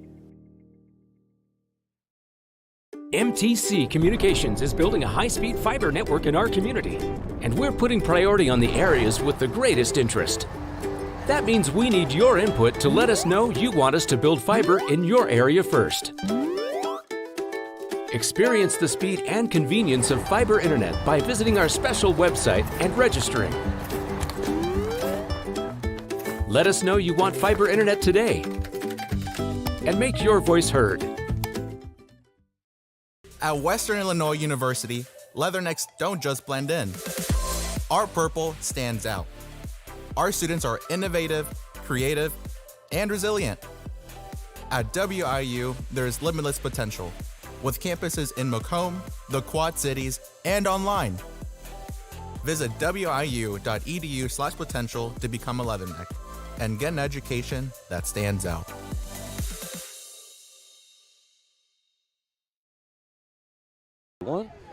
Back here at Valley High School, big lead for the Bombers as they come out to start half number 2. There's about 2 minutes and 40 seconds remaining on the clock. 42-0 in the score. It's been a lot of the Bombers on the ground here so far tonight, Tony. Oh, yeah, absolutely. I mean, and that was the plan coming in. Coach wanted to establish that ground game, and boy, we found something with Malachi Conley, as we mentioned, 154 on the ground. I've got him for 3 touchdowns, and we talked about it off the air. His shortest run has been 12 yards. I mean, the young man, and that's a testament to the line. Line's making great holes for him tonight, and then he's just running downhill with authority, and he's going to get to see that on film. A couple things technique-wise that's going to make him even better moving forward. But outside of that, you had an 18-yard scamper for Drew Watson. You've got Drake May has ran the ball really well for, what do I got him at, 43 yards, 38 on 4 carries for Jerron Petty. So that's been really nice. Now through the air, 5 of 7 that I have for Holdhouse. But again, let's all be clear that I'm gonna have to check these stats on film. I get a little too wound up, but couple incompletes and then a couple of really nice balls. Touchdown for Mr. Holdhouse. Most of those completions are going to, of course, Drew Watson, who's done a really nice job of finding space. So a really nice offensive output for the Bombers. The line has looked good. I saw Charlie Bodiford, the sophomore, using his feet a little more in tune with the rest of his body than I saw last year. And I tell you, that young man grew a lot during wrestling. He's wrestling juniors and seniors and really figured out how to use those levers and use that big body and that frame. And that's really paying dividends. And I'm looking forward to seeing these guys throughout the season. Defensively, it hasn't been a huge volume for Drake May. But what's he done? Tackle for loss, quarterback sack, tackle for loss, and then he makes another play. And again, I've probably missed one or two for him. But we've also got, we had Alex Brown. He's got a sack on his own. He was also in on another sack with Talon Quisenberry. Langdon Lambert has himself a sack and a couple tackles. The new young man, App Logan, has been in on a tackle for loss. A real big tackle for loss there towards the end of the half for Hector Mamie. We hadn't heard his name. We know that he's a huge part of that defensive line. So really, it's just looking good. There's nice flow. The hallmark of Dave Wilson is pursuit. We're seeing the pursuit. We're seeing the backside of the play not shutting down. They're pursuing to the football. And there's been a couple times where we've had over pursuit, where we haven't been targeting that back hip, but the full pursuit is allowing us to make sure that we're making those tackles without giving up much real estate. Big night for football here on TSSR Game Time Live. I believe we had 6 live football games at one point. I think the West Central Gala game is about to click off. That's, of course, in the 8-man sector. West Central was able to pick up a win there. We got A-Town in Princeville. Princeville is currently leading A-Town in the third quarter. I believe it was 22-0. Back to 11-man football. West Hancock is at Deer Creek Mackinac. I believe they're down 36-14 at halftime. West Prairie Southeastern taking on Flanagan. That game is 21-14 at the halftime intermission. And then back to some more 8-man football. It is Bushnell-Prairie City and Peoria Heights as the Spartans have a huge lead there. 30-0 is the score I'm looking at right now over the Patriots there. That's great for the Bushnell Spartans. They got some athletes over there. Yeah, absolutely. That's going to be a much improved Bushnell team, as well as the West Prairie Southeastern team. That's a team to keep your eye on if you're at all interested in the 8-man football league. Of course, we're covering 11-man football here at LVC at Valley High School. Both teams will come back out onto the field. We'll take a few more of our sponsors and get geared up here for half number 2. Pond Plus is proud to serve the Macomb and surrounding area for over 20 years, providing cash for most items of value. Pond Plus is the area's largest seller of used items, including firearms. They also provide on-site jewelry repair and are open 9 to 5, Monday through Saturday. They have a great selection of jewelry, electronics, tools, and video games located at 324 West Jackson Street in Macomb between Erico and Taco Bell. For all of your local news, subscribe to the Community News Brief Weekly Edition, mailed directly to your home every Friday. As an option, you can also receive Monday and Wednesday editions by email. All of this for only $42 per year or $38 per year if you're 65 or older. Single copies can be purchased at select locations at Bushnell, Colchester, and Blandonsville. My brother just sent me a little video. He's at the football stadium in Wisconsin, watching the Badgers open their season tonight. My niece is going to be a freshman there in Wisconsin. And I tell you, John, she's a double major, and if you ask me what it is, it's a couple of those, like, the big word smart people majors that when people would say them, I thought they were making it up. I didn't know what they're talking about, but, she's a really intelligent young woman. She's there at Wisconsin, and my brother's enjoying some football. Absolutely. At Camp Randall. Nothing better than the start of the football season. Of course, college season kicked off last night. High school kicking off tonight. How about that North Dakota State play falling just short of getting the upset over Coach Prime? Yeah, absolutely. North Dakota State definitely gave Colorado a scare there, but NDSU is a team that at least I've become familiar with mostly through their time in the Summit League playing Western Illinois University in the Valley over the years. Absolutely.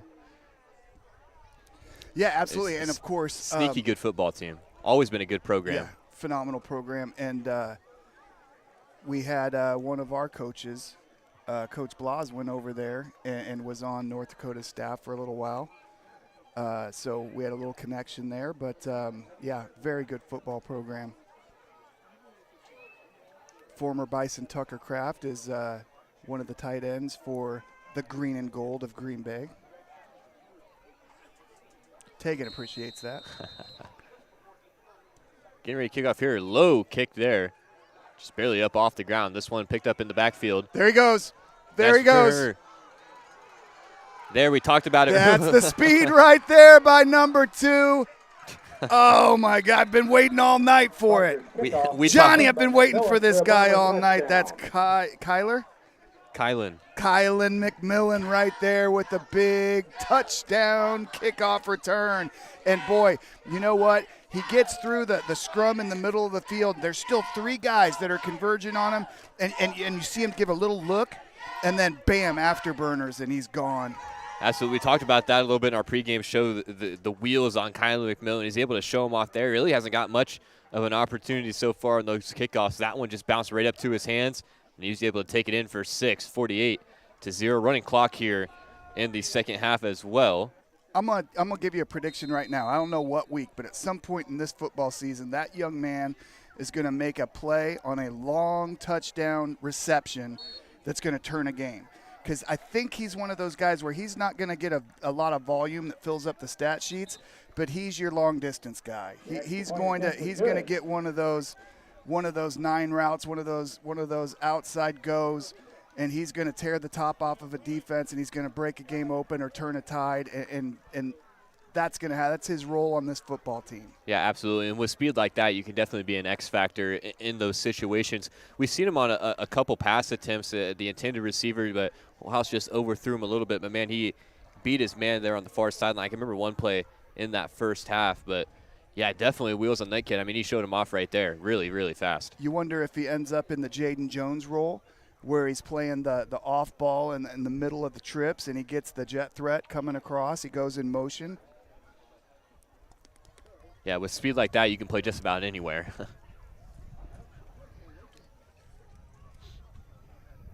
So the Bombers will get set for the kickoff here. Cats set to kick off for the Bombers again. Sowers, Adams, and Ferguson back deep to receive for the Miners. Will be Ferguson back once again for LVC.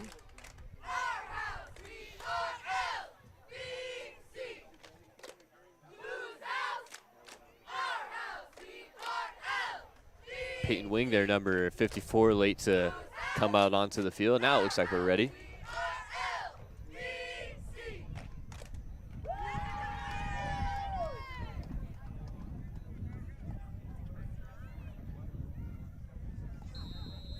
Cats set to kick. Here it is. This one a little low. It's going to go over the head of Sowers. That's a nice kick. That's a nice kick. Great kick there. Ferguson has to come up, picks it up off the ground. Met initially, and now he's going to be brought down. Ball's on the ground. They tried the lateral again while he's wrapped up. Luckily, that was blown dead, or else that was a bit of a tragedy. Up to about the 24, it'll be 1st and 10. So Miners will start at around their 24, 1st and 10. Again, running clock here, 10 minutes and 30 seconds. That play, that tackle made by number 31, one of our wrestlers, sophomore Jeshua McFeeters. Good to call Jeshua's name out. He's got one of the best heads of hair in McDonough County. I'm telling you right now. It's a shame it's got to be covered up by that helmet. I know. That's why you got to come out to a wrestling meet. Absolutely, absolutely. We will be there for sure. Here's Gibney back in the backfield. We got an once again. option, keeps. Oh, he breaks the tackle. Nice job breaking the initial tackle, but brought down there.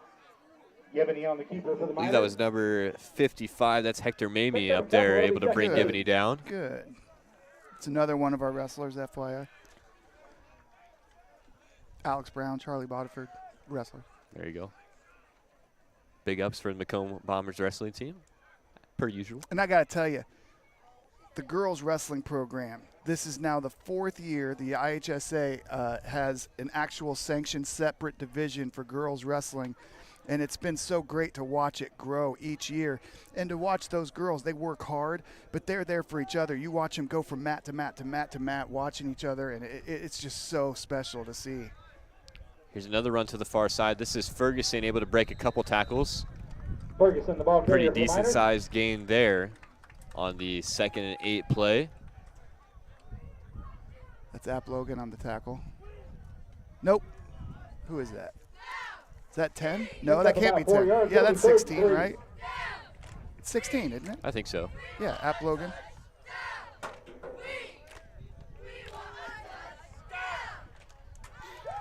One goes for about 5 there for Ferguson out of the backfield.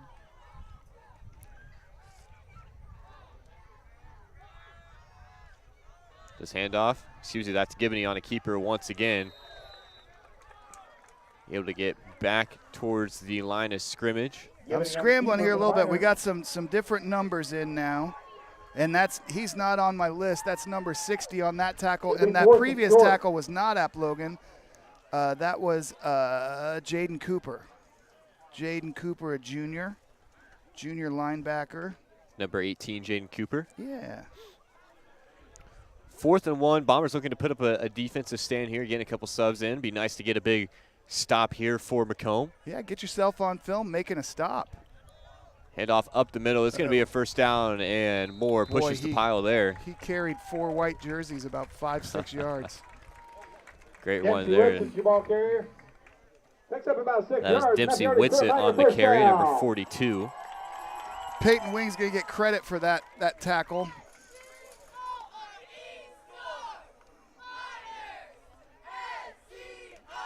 Seven minutes and 30 seconds. Clock continues to tick off here.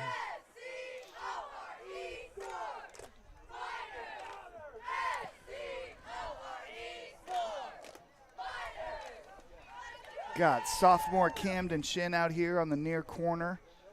See if we can't point out a couple of these young men as we go for. Thunderbolt, he's still out there. We got a reverse. Gibney pitches to Ferguson. Again brought down by a swarm of Bombers. Kyler Norton is the one that makes that tackle. It'll be 2nd down. Number 63 on the tackle as well for the Bombers. That's Blaze Howell. All right. The sophomore.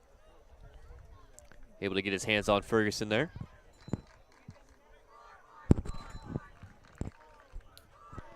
Just got word from my technical advisor that apparently my mic was a little far away from my face. A little far? Yeah, couldn't really hear me, which typically I'm not quiet, Johnny. Yeah, typically that's not our issue. Especially at a Bomber football game. Absolutely. So a lot of the wind has died down here as well. We checked the radar there at halftime. Nothing of sorts coming. Should stay. Stretch, spill. Nice. I liked all of that. That, you know what? That's a couple of yard gain, and that's fine. But that is spilled out, and we just mentioned Camden Shin, and he makes that tackle.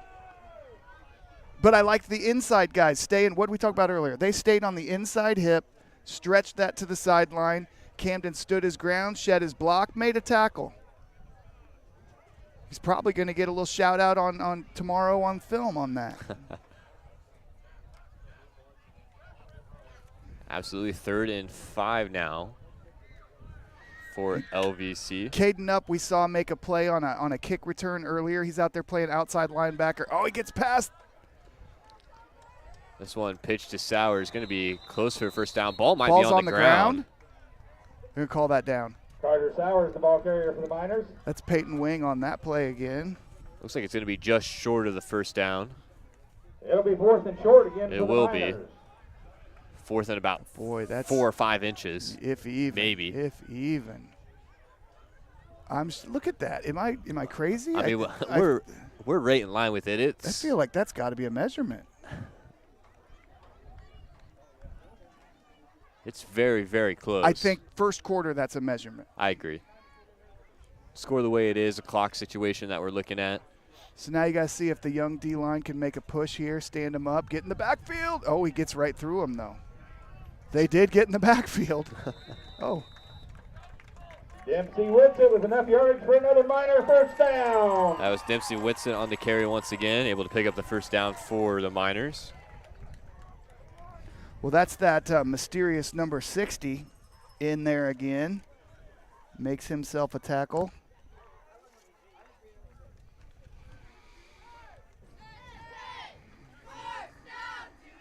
Pushing 4 minutes. Number 62, Braden Hendrickson's in there over center. I want to see him make a play. Another handoff, this time to the near side. Sowers puts his head down. And he's going to be stopped. Towers the ball carrier, short gain on the play. It'll be second down. Small gain there, about a yard and a half. Who made that tackle? Did you see? I didn't catch the number on that one. I was looking down at my sheet. It looked like a Peyton Wing situation.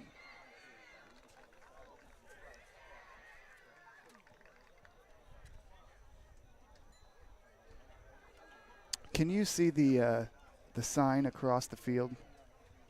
With the camera to zoom in on that here in a second. Because I cannot read that from here. Absolutely not. Gibney drops back to pass. Looking deep downfield. He's got a man there and just through the hands. Boy, I tell you what, we are lucky that he throws that ball because he rolls out to avoid a little bit of pressure, and the entire field was open in front of him. Yeah, absolutely. I mean, he had his man downfield. Might have left it just a touch short. Really took the top off the Bombers' defense there, but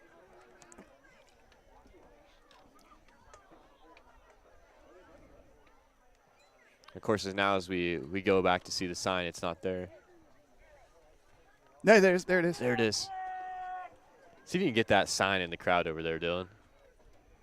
Let's see what it says on here. That's my brother, number 60. On the Well, who are you? We need to know who your brother is. Who is he? What's his name? Come tell me. What are the odds He's not of on that? my sheet. Sowers on the Flag carry on now. the play. Flags down. Nice run there by Sowers. Don't call a hold. Carter Sowers the ball carrier. There's a penalty marker on the field.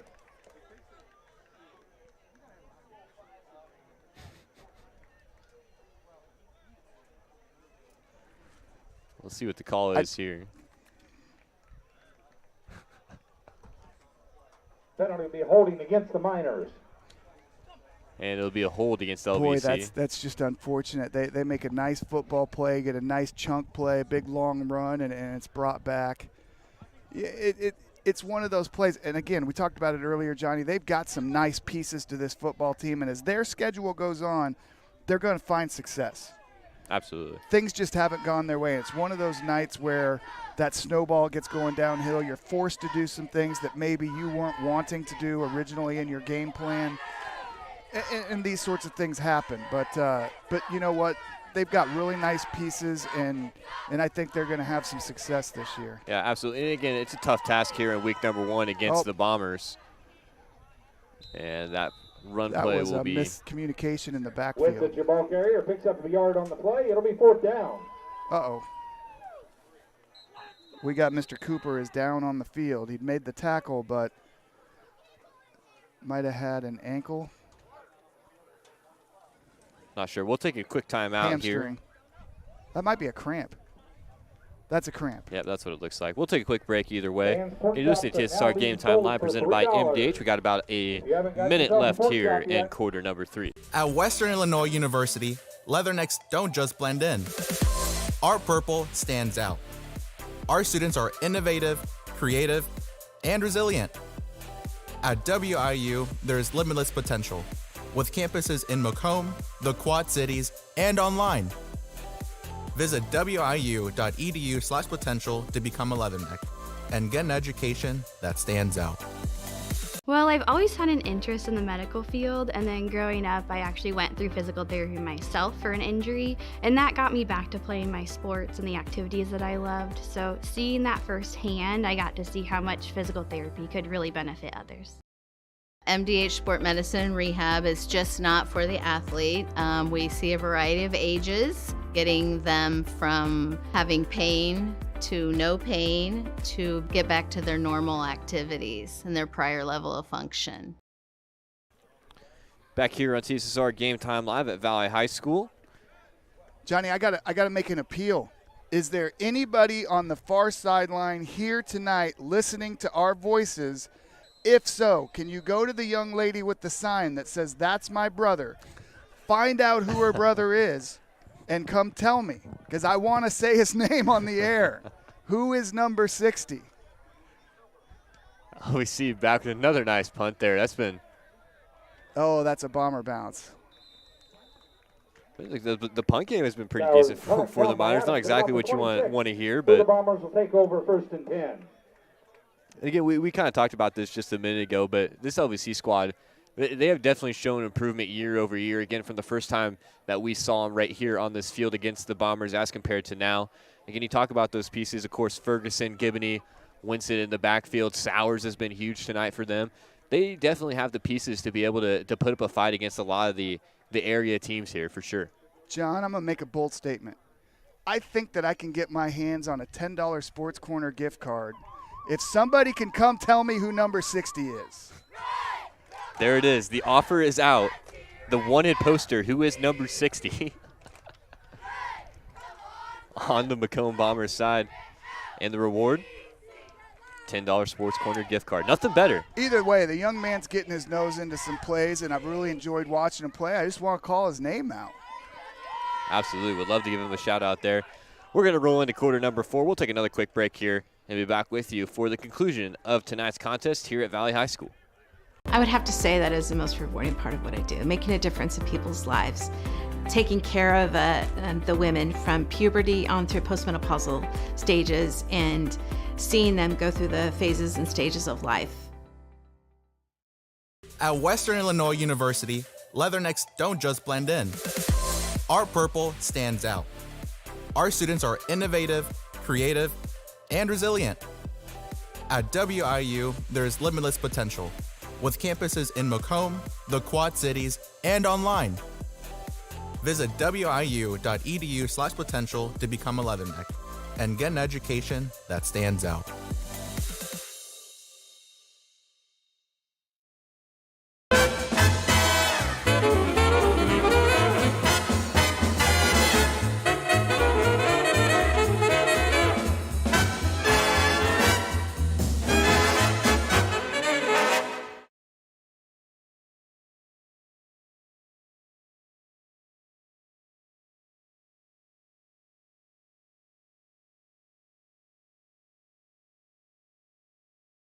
Way. How great does Coach Ladd look over there on that sideline? Just a big, beautiful man. Just a wonderful what a way to come credit back here. To the Macomb community. Absolutely. I love Coach Ladd. Tony, you love everything Macomb, man. I really do. Macomb homie, as they might Big say. fan. Bombers start this drive with a run up the middle. We'll see who's on the carry there. That's number 18. That's Mr. Cooper. That's great. Yeah, great that to see Cooper back out. He's good to go. I think he just cramped up earlier. He was able to walk absolutely. off under his own power, and now, of course, back in the ball game. That's nice to see here. I'm going to tell you right now, nobody gets a $10 gift card to the Sports Corner because I've cracked this code, and I've had a lot of fun calling out number 60, Will Thomas. Will Thomas. Of the Macomb Bombers. There you go. The mysterious number 60 has been solved. The case, Mr. Will Thomas. Bombers letting the clock bleed here, of course.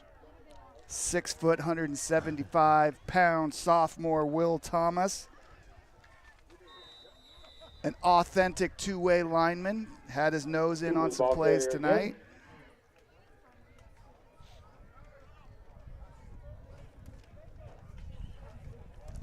There's another carry for Cooper there. Didn't go for many yards, if any. 3rd and 9 now for Macomb. And not only does Will Thomas is he having a nice night on the football field tonight, good family support. Yeah, absolutely. Sister there, nice sign in the far bleachers. Shout him out. It's great. It's great that we can put that together now. Uh-oh. Raindrops on the deck in Macomb. Ooh. Please get those cushions into the giant box. Oh, that's a pull. The young man. That would be Leighton Lambert on the off-tackle scramble. There you go, man. That was a pretty nice little fake there. That had me for a second. I thought he gave it up the middle. The ball carrier for the Bombers.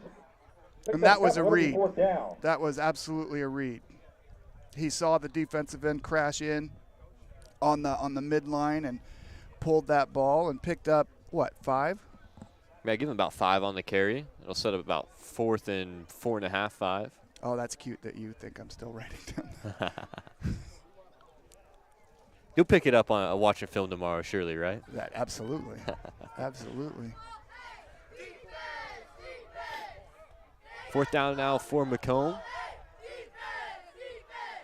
End of a lopsided game. They're playing my favorite game, count the jerseys.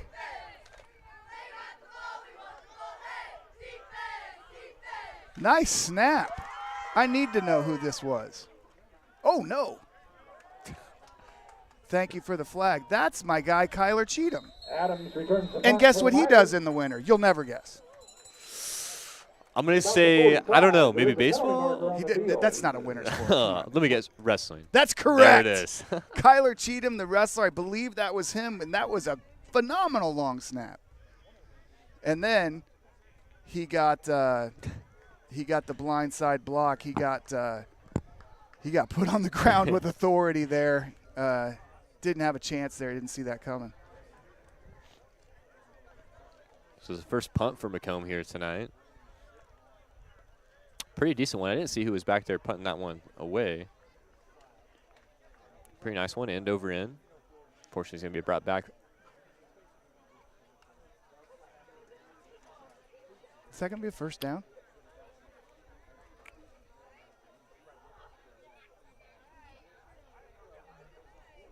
Looks like they're going to go 15 yards there from the spot of the foul. Yeah, because that is not And a post-snap penalty. That's Yeah. in play. Penalty be a crackback block against the Miners. After the penalty, it'll be 1st and 10 for the Miners. There you go. From their own 44. Oh, 1st and 10 for the Miners. Okay, so it is an end of play. Interesting there. 7 minutes and 40 seconds here. We'll see if we can get Coach Horo up here after the game to kind of talk about this season opening win, if he wants to come up here.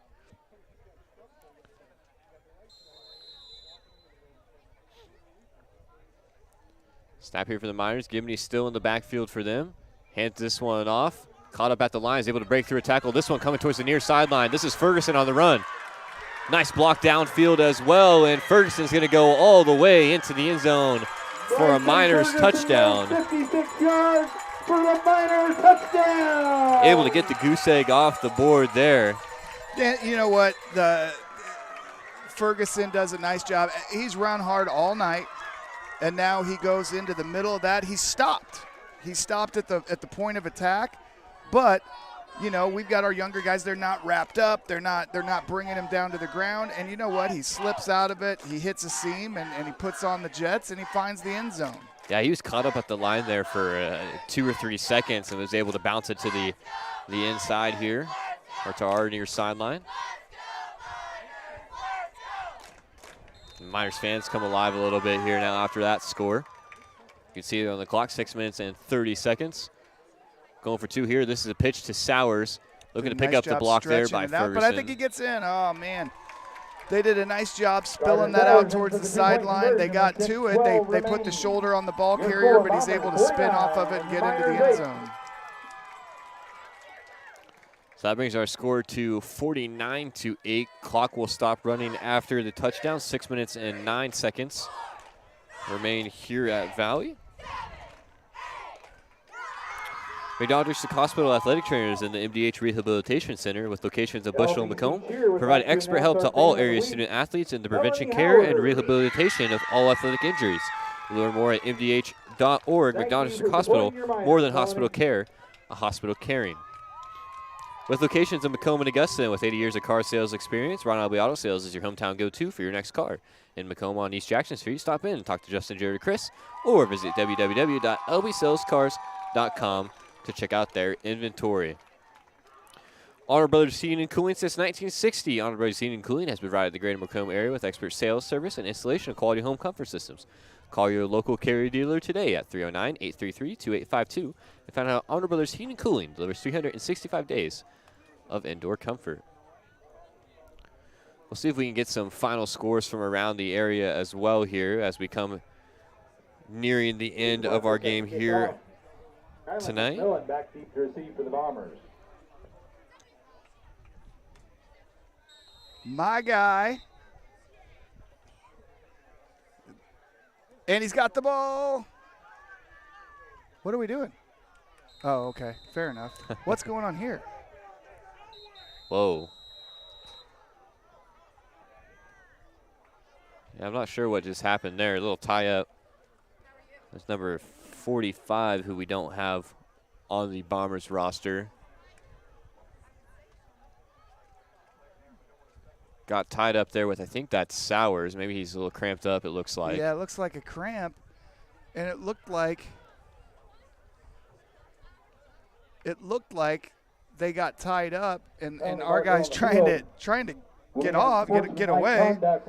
But he goes down to the ground. He's cramped up. Well, either way, I didn't see it. When I look on it film, it may look completely egregious, and I'm like, oh, I shouldn't have said that. Yeah, we'll see if we can catch on the replay here. I got it pulled up on the screen to see exactly what might have happened there.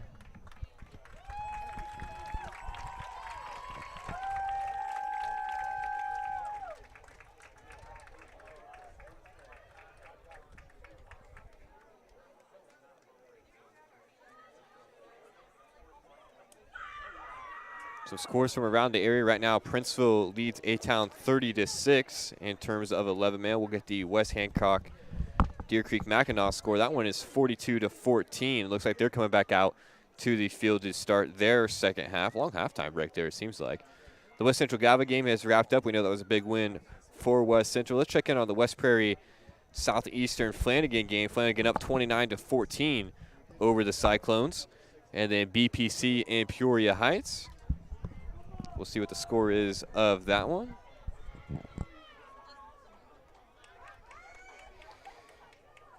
That one 44-0 in favor of the Spartans. So again, just some scores from around the area here tonight. Again, TSSR covered 6 broadcasts of high school football, both 8-man and 11-man. One of our bigger nights here at TSSR.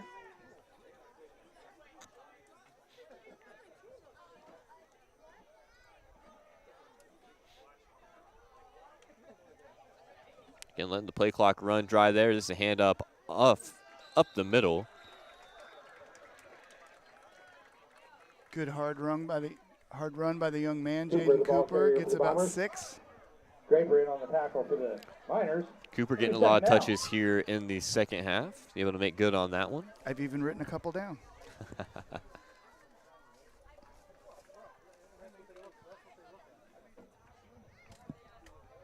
Nope, I lied.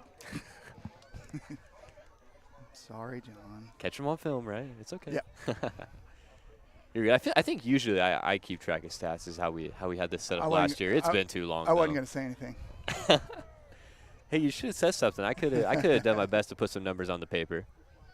I even printed off these fancy. Look at this. I made this in Word. I made a table. I did some copying and pasting and made it all nice. Nice and even, not bad, and not bad. And then I didn't pay attention to it.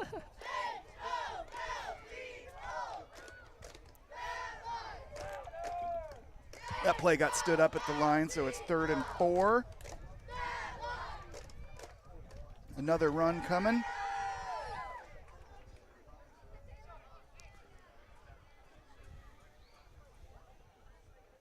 Okay, definitely a big change in the pace of play, as you would expect. 49-8 is the score.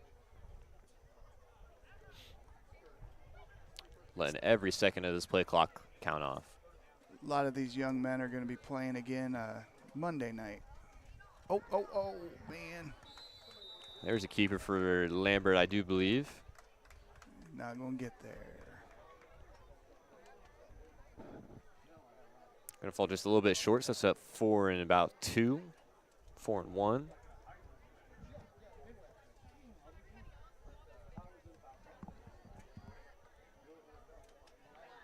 Wesson McLaren in on the tackle for the Miners on that play. Brings up 4th down.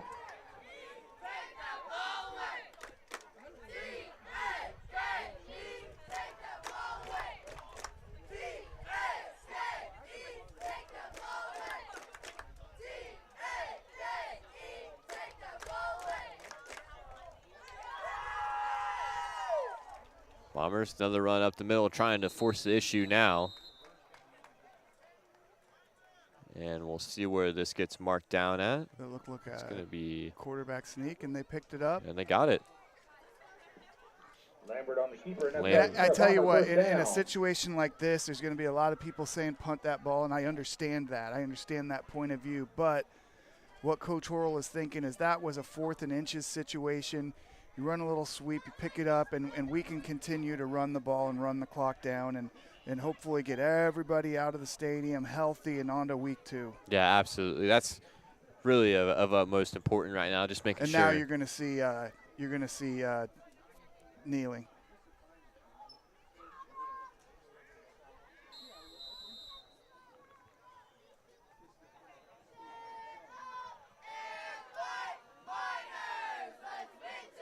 So there you go. So that's what he was. He was doing the math in his head, and he's looking at what he had left, and he's like, you know what? I'm going to pick up these couple of inches, and then I'm going to go ahead and victory formation.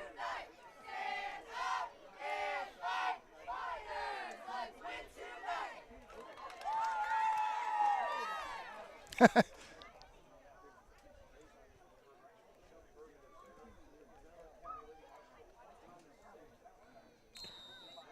course, the Bombers will have Knoxville Knoxville next week. Knoxville will travel to Macomb for that one.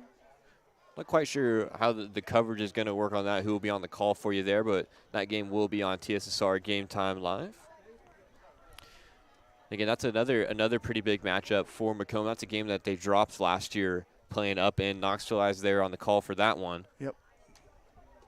Real tight game for most of it, and then a couple bounces didn't go our way. Yeah, absolutely. So definitely going to be looking to get that one back in week number 2 for the Bombers. Do you remember their fullback had a monster game? Remember that? Absolutely, yeah. That was one of the first games last season too, I do believe. So 49-48 the score. The clock continues to run. It's all but decided here in Macomb. Again, we'll see if we can get Coach Horrell up here to say some words afterwards if he elects to join us up here in our little perch here.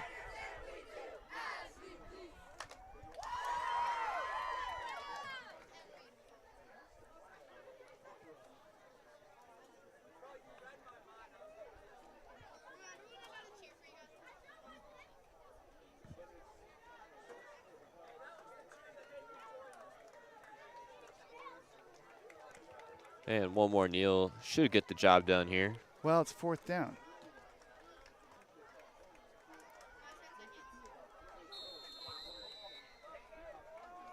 But the clock continues to run. They'll just let only the on clock run. scores. Yeah. So that's how it ends. 49-8, dominant performance by the Bombers in the first half. Miners able to answer back with a touchdown there in half number 2, but it was too little too late. And what an opening win here on this 24 season for Macomb.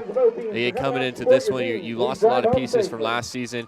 You're looking to build on those young guys that we had, and man, it was a lot of just like all around contributions on the Macomb side for sure. Yeah, you saw the things you wanted to see. You saw the establishment of a ground game. You saw, and in fact, what you kind of want to see is even though you have a committee of capable backs, you kind of want to see one guy make a step forward. And I think we saw that tonight. Obviously, it's week 1.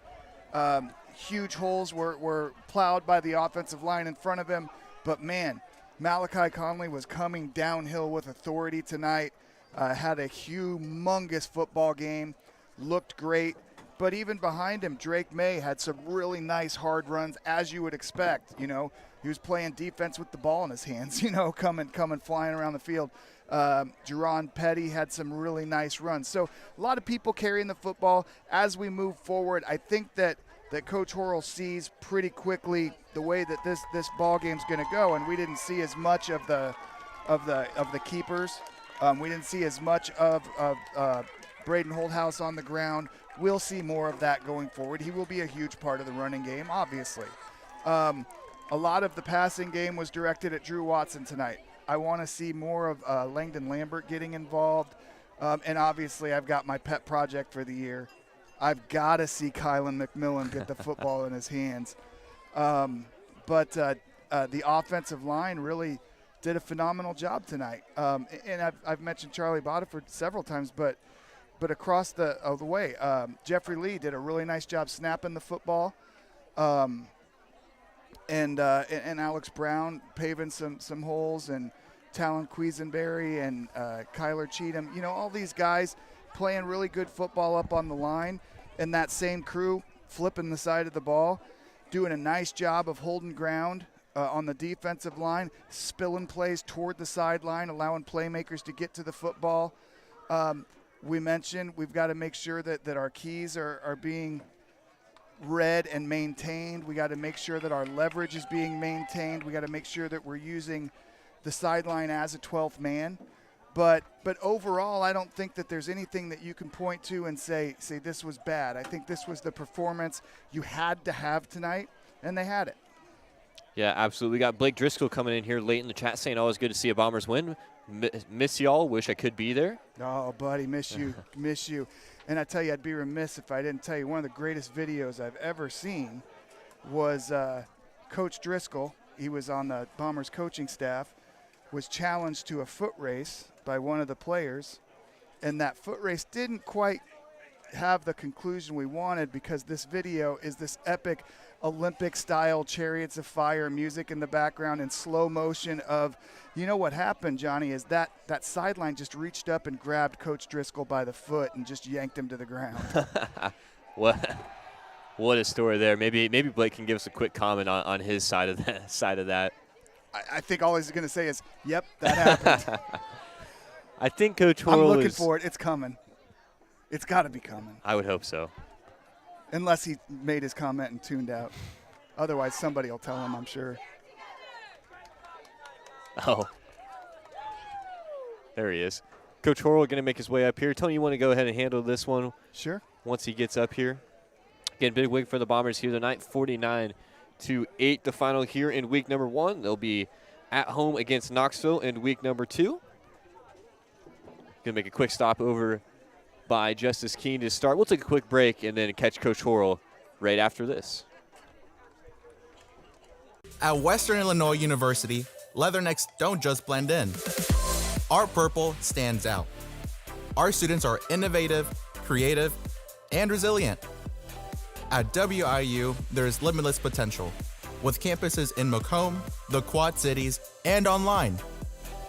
Visit wiu.edu/potential to become a Leatherneck and get an education that stands out.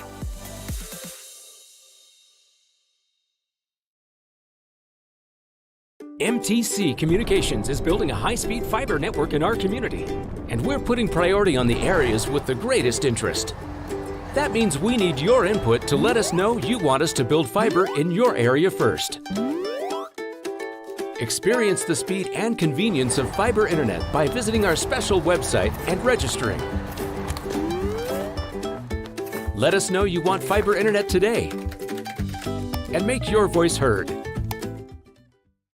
My experience with McDonough District Hospital was amazing. I have a lot of allergies, complicated by nasal problems. And the procedure I had is Vive Air. Dr. Sparks was incredible. The Vive Air procedure is a radiofrequency ablation procedure. She no longer has to do any medications to breathe, so she gets much more restful night's sleep. And a short little office procedure, and have somebody that feels like it's totally changed their life means the world. It's a permanent improvement on the quality of your life.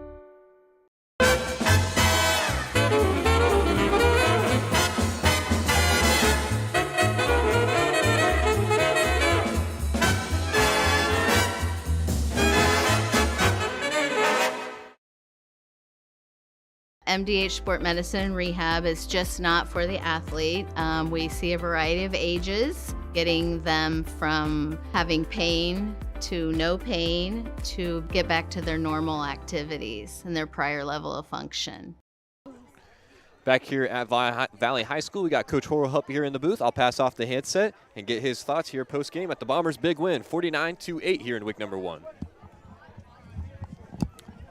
My friend, that is the way you want to start the season. The things that you wanted to see, you saw. But before we get into that, I got to tell you, the numbers on the jerseys tonight really put Johnny and I behind the 8 ball a little bit. But we had a lot of fun in the second half. We were trying to crack the mystery of who's number 60 with the family's got the "That's my brother" sign, and we're like, but we solved it. We got Will Thomas shouted out. If he would have put his jersey in the middle of the pile last week to Oh, get it washed, no. I don't think that would have been a problem. Oh, that's what that solves that mystery. Listening is tough. There's a couple of them. Absolutely. Yeah, there was 3 or 4, I think. Well, Malachi's got ripped on the first kickoff. Okay. So Okay. his is in shreds. I'm glad you brought him up. You know, we wanted to, you know, talk to us about going from last year to this year. And, you know, we had talked in the off season about really need to go back to that run game, and you had a committee of guys. And what'd you see tonight? I thought all three of them were in pretty well. I know obviously Malachi kind of took the reins there. Jaron got a little sick, is battling something, and Drake, he's our guy on defense, but those two are going to get a lot of carries as well. But Malachi really shot out of a cannon. Super excited about his night. You know what I enjoyed about the running game? I know you do. When I saw that fullback lining up there and running a couple of ISOs, man, I'm screaming up here. I'm like, yes, let's go. And that's our new face in the lineup from CPC, App Logan. Assard. Oh, Brown County, sorry. Assard, yep, Assard. So Yep. he was a nice move in. I know we've had a couple move outs in the last year, but Yeah. he's a really nice move in. And he's physical. He's going to set the tone blocking, and then you saw him get a nice couple licks in on defense. But yeah, we got a little eye. We're trying to be a little more multiple and be ready if we do get a run game. So he played football for Brown County, wrestled for Camp Point. That's how that works. Yeah. On the you know, through the air tonight, I think that Braden put a little too much juice on a couple. Flattened out a little bit, but outside of that, when he found guys in space, finding grass on their second move, did a really nice job of putting it on the numbers, and typically that was Drew Watson. Yep. Moving forward, John and I were talking, what are you going to see as far as expanding that out, because you still have weapons? Oh, I mean, Drew might have been the receiver of like a couple of them tonight, but we're excited about 4 or 5 guys. I mean, we tried to hit Kylan a couple times and just out of reach. Kyler Norton had a nice catch. Jack's got great hands, and Nolan had a nice 2-point conversion. He's got awesome hands, 6'3" kid, and Langdon Lambert is.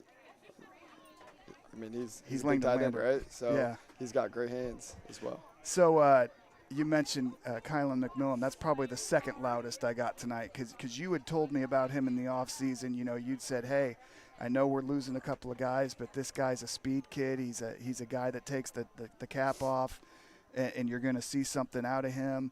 And he gets the ball in his hands on that kickoff, and you know he's in the scrum in the middle of the field, and from there, he shot out of a cannon. I mean, at halftime, he's like, "Can I get one more?" He wanted to catch, try to score, and I said, "No, you're probably done. You're not getting anything."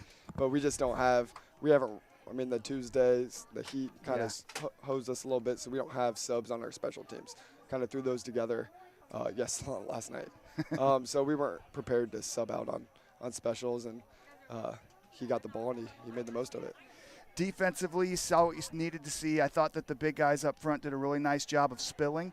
We're moving the ball towards the sidelines, and you've got linebackers that are going to be roaming a little more this year probably than in years past. Tell me what you saw on defense. I was pleased. You know, after that opening kickoff that we had, and we tried to tackle 27. He's a good runner up high. I was a little concerned, but then we started to get together. We started tackling a little lower. I thought our safeties, outside backers, set the edge a little better than last week and then last year, and that's something that we're going to have to do this week coming up.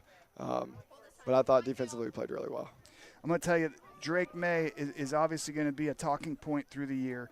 And tonight he didn't have the volume, but the first 4 were TFL, sack, TFL, and you know, I don't know what more you want out of your sophomore. Well, if you would ask him, he's pretty upset. He was coming off at halftime. He's like, I should have 3 or 4 more tackles for loss. He'd get in there, and he's just striding too long, and they're kind of making a cut on him in the backfield, or he's kind of running past the play a little bit. So well, he had one down here on the near side.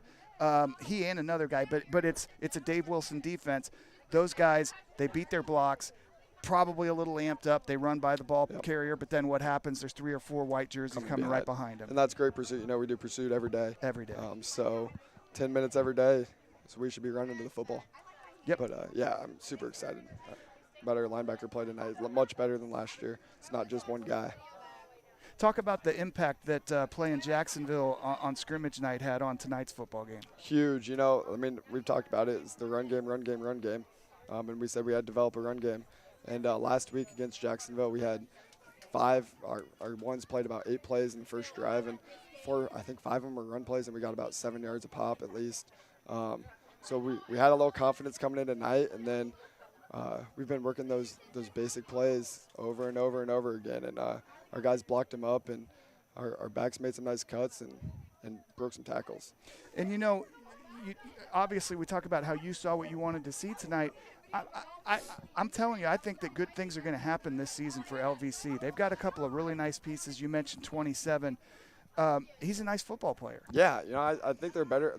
They're much improved from the last 2 years. I know their numbers are up, which is a great thing. Mm-hmm.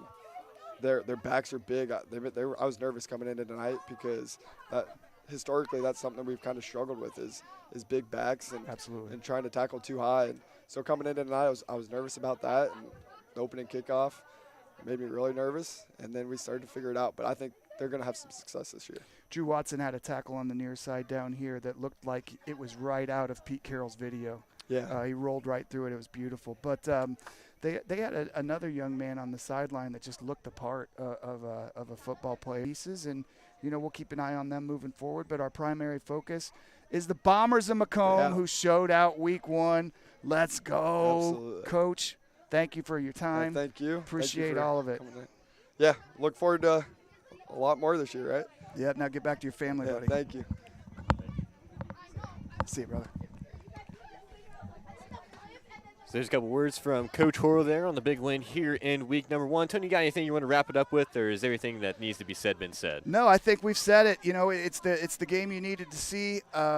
And we're going to carry that into Knoxville. And I tell you what, we've got to keep our hats on our heads because Knoxville's going to bring it. Knoxville is a very physical football team. They're the type of football team that likes to play through the whistle. And we got to be prepared. We got to be able to go shoulder to shoulder, and we got to be able to trade blows with them and be physical and be ready to go on Friday.